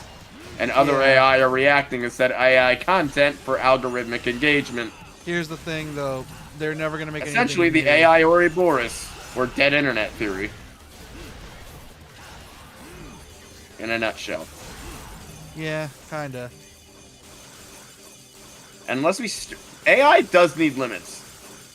Like, obviously technology's not going to go away, but it needs hard limits. Here's the problem. Students are starting to use it in school and become dumber, for one. Here's the problem. People are They're going to be... already becoming dumber. I mean, yeah, you two are younger than me, and you are dumber. I'm sorry. You want to say that again, you little piece of shit? I'm kidding. No, Christ. no. You No, fucking no, opened no, the door no, to no, that one. no. Keep going. Come on, keep going. Keep going. Keep going. Come on. Anyway. Say it with your chest. No. You're not getting away from this. Keep going. Dude, I was fucking kidding. No, motherfucker. Go. Come on. Say it. Come on. Come on. Say what? What you gonna say? What was that about us being dumber? At least I know what a rotary phone is. I know what that That's shit right. is. But do you know what a phone book is? Yes. You know how to use a phone book. Yes. I actually used to use one. You idiot. We're not as young as you think, you idiot. You're in your early 20s. I'm in my late 20s. Early to late Gen Z. Not late Gen Z. Yeah, we're not like from 06. We're from like 03, 02. That's like mid to early. And I'm only kidding, by the way. I wasn't being serious. Oh, I know. We know that. We just wanted to fuck with you. I don't know about Pearl, though. So your gen might be smarter than mine. Or at least smarter than you. Okay, that's Yeah, just mean. no kidding. That's just being dickish at that point. You know what's funny? So me and my sister took the PSATs, right? And somehow I got a higher English score than she did. And I'm like, how? Oh, yeah, don't you have dysgraphia? Math, I absolutely fucking tanked it, but I got a higher English score than she did. You know what's funny? I used to be really good at math, and then I just started sucking later, and now I'm just good at reading for some Dude, reason. once you leave school, you don't use algebra. And then when you really need to use algebra, you just forget what to do, and then it's like, ah, fuck, I have a fucking thing in my pocket that can do this for me. There's actually a name for that kind of thing. It's actually called the Google effect. Like, really? Wait, Yeah. I have to do this thing? Shit, how do I do it again? Oh wait, I have this phone, let me do it this way. Like, see, the problem is we were taught, like, oh, you're not going to have a magical device in your pocket that could tell you everything you need to know. Technology is a kinda hell of a do. thing. Yeah, technology, the future is a hell of a thing. Oh, I think I pissed off chat. Someone redacted their message. Oh, So I can see it. No, they told. No, I remember it. They basically said to let you talk because I was like taunting you to like keep on going. Also, the problem with AI. Yeah, they're always is like, that oh, it's you're not kinda going to have a sneaking into calculator in its your own pocket tail 24/7. situation and also rip. We kind of do. I surprised at one situation at work, and this still pisses me off to this day, right? So we had a customer that only spoke Spanish, right? And I obviously wasn't going to lose a fucking sale. So I didn't know what she was saying, but I'm like, okay, I have Google Translate on my phone, let me use it. I use it, help the customer successfully, she gets what she needs. And fucking manager gives me a look, and I'm like, I felt like saying to him, dude, would you rather have lost that sale and potentially a permanent customer? Some people are just weird like that. But he's one of those managers you didn't talk back to, so I held my tongue. Why? Because he would actually do what he threatens to do. He's Mr. Boomer. I'm always fucking right, and you're wrong. So it's like, fuck that. I'm not gonna. Oh, it's one of those people. Yeah, I know what He's you one of mean. the guy that likes to really fire people. So he's fire happy. He Because treated janitorial as his like personal slave, and that's one thing I hated about this man. I can't say his actual name because of like privacy reasons, and I'm under contract, so. But this dude was a great AA hole. Which is why you probably warned me to never work at you know. Exactly. Which, considering all the horror stories, I'm more and more likely to not want to do it. But I know I was in the right in that situation because it's like, oh, I can either lose you a customer because I don't speak fucking Spanish, or I can help the customer like it's my literal paid job to. You know what's really fucking stupid? That's been a trend by boomers calling it. And it's not even a fucking trend. It's just like fucking customer's always right, jackass. Like, you ever heard of, I mean? like, yeah.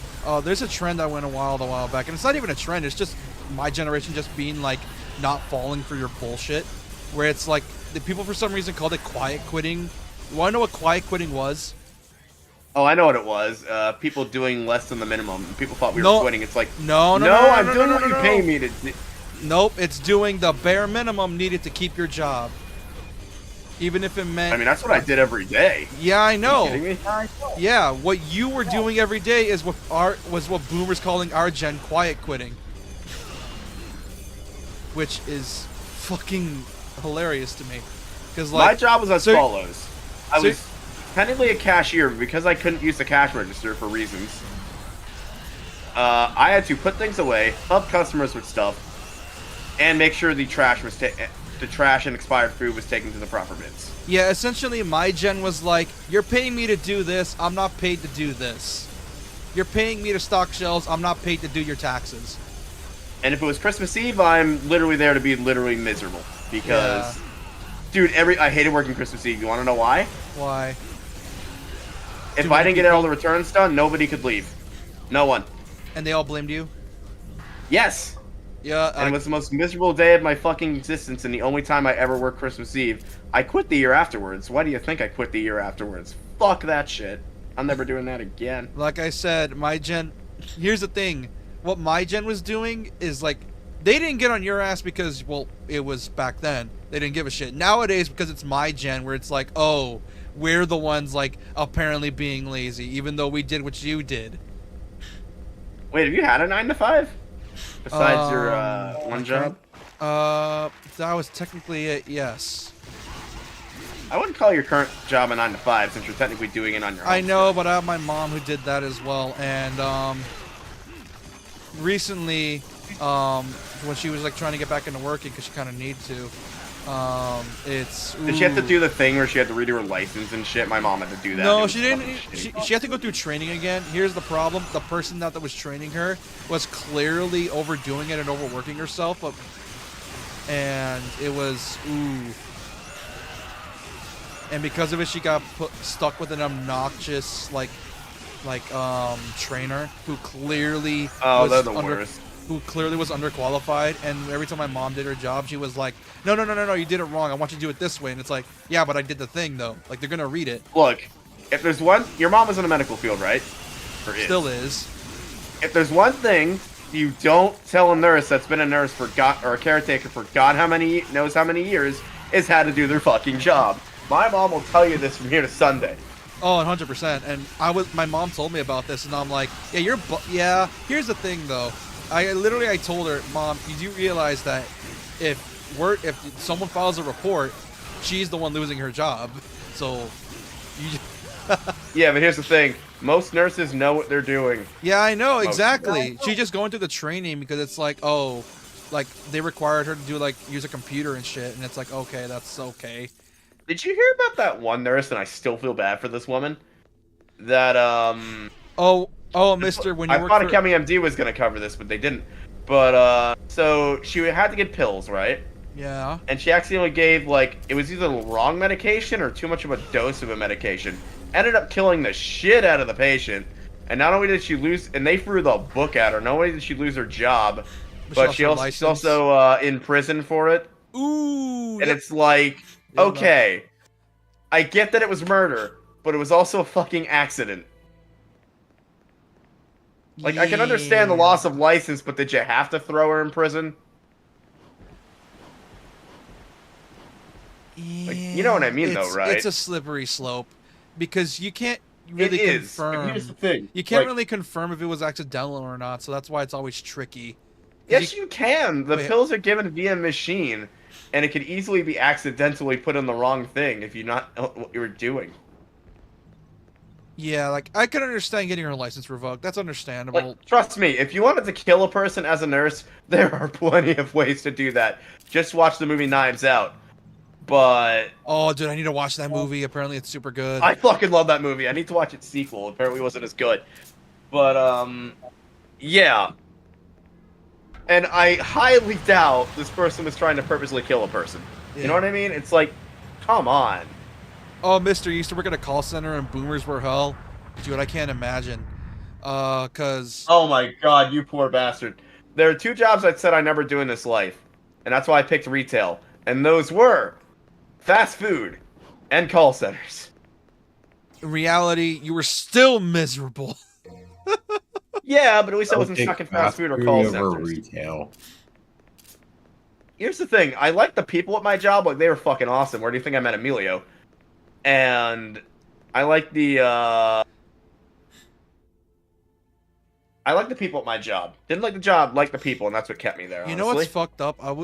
When I graduated from high school and I didn't go to college though because obvious reasons. I just didn't want to go because a degree is kind of useless unless you're doing like important shit, like for example electrical work. Unless you're doing STEM, a degree's not worth it. Yeah, where it's like I didn't want to go because unless I was doing like a really important job like electrical work, which I can usually do through what's the word again? Like college training? What is it again? Trade school, training. vocational training.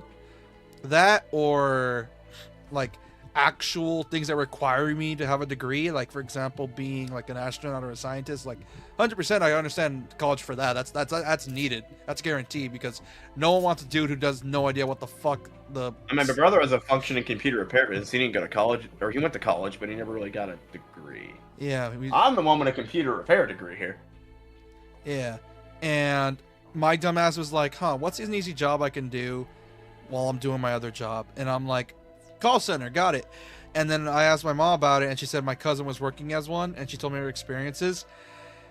And that's what it made me immediately realize, yeah, no. Because apparently, you want to know what happened?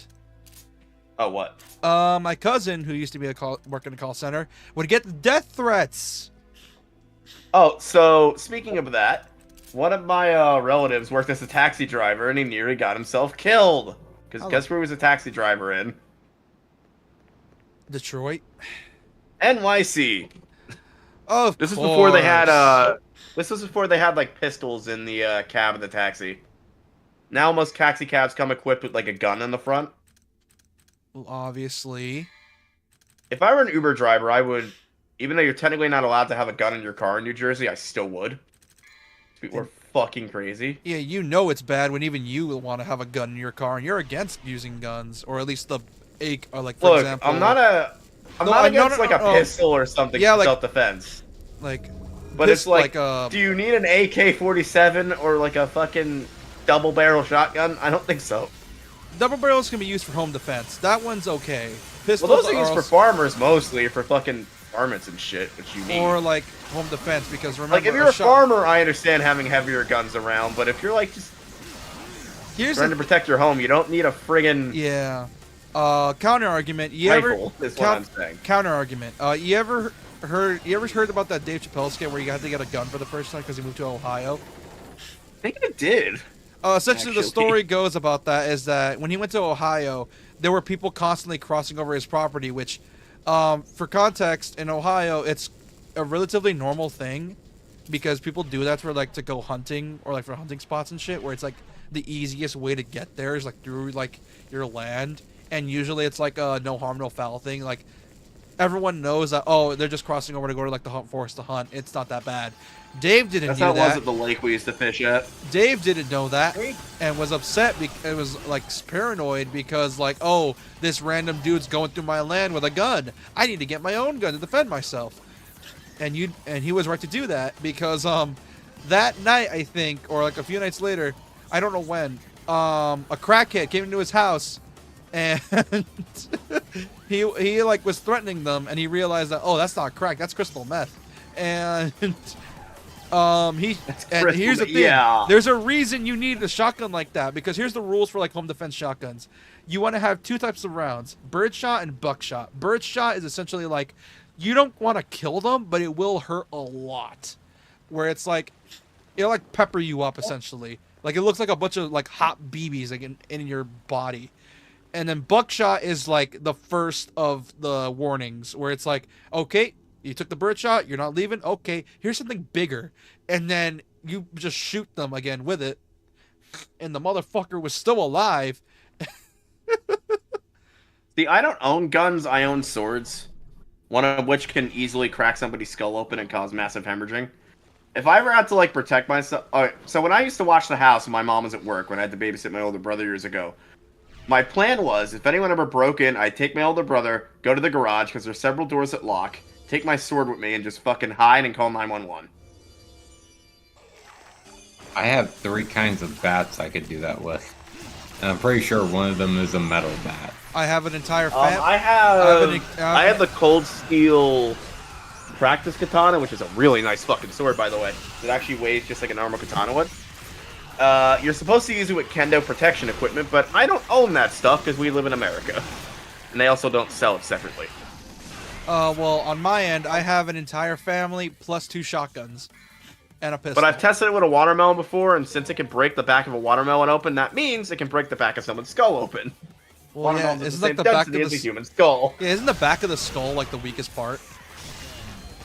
Well, no, watermelons have the same density as a human skull, so if you can break something with a watermelon, it can break somebody's skull.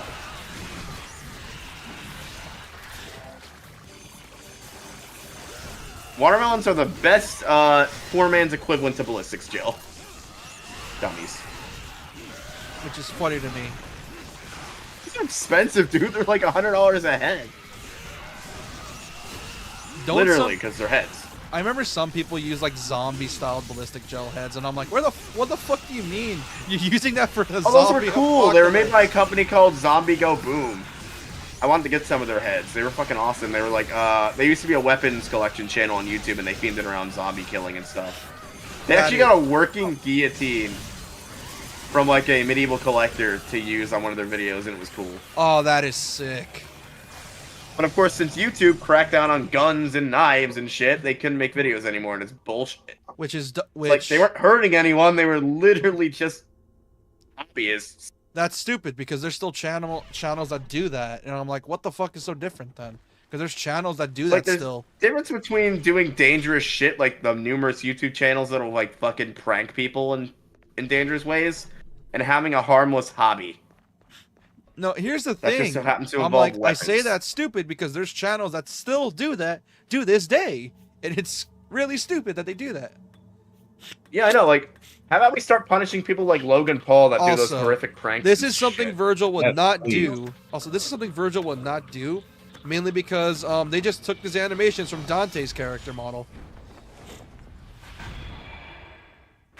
We now interrupt this video game to bring you Detective Conan. For some weird Nobody's gonna get that. Because no one watches Detective Conan in this There's chat. gonna be the one person in the comments that's like, "Oh my god, I watched that. I get it." Shockingly enough. If you watch Detective Conan in the comments, comment just a thumbs up so I know you got it. Ah, yes, Arkham. He's dead. Because I killed him. Apparently Vergil... Oh, yeah, Vergil killed him. I forgot. He's dead. Wow, you really sucked it up on that mission. Damn.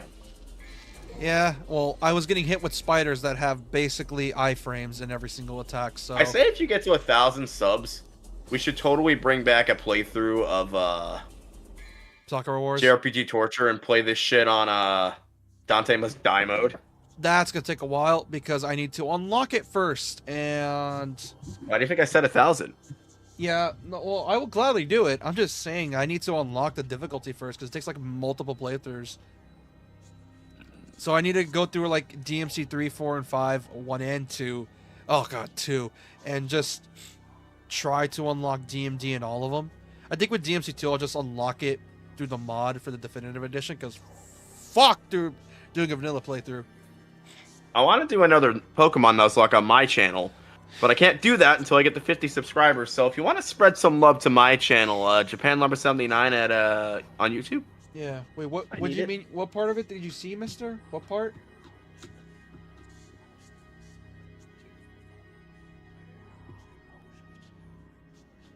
Part of what? Oh, He not probably you. means Detective Conan. Oh, yes! Someone has! You know what sucks? They removed the old episodes from all streaming platforms, so if you're trying to watch the entire thing, you're fucked. Yeah. Okay. It's like a small break. We're on mission 11, And and it's like, and in 3.5 hours, I'm already past half of this game, which means there's 4 hours with like. Hold on. Let me. How many cutscenes are in this game?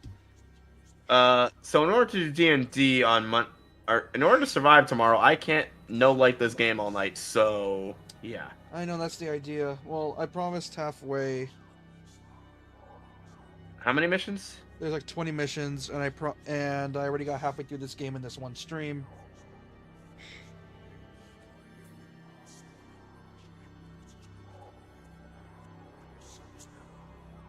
Are we going back to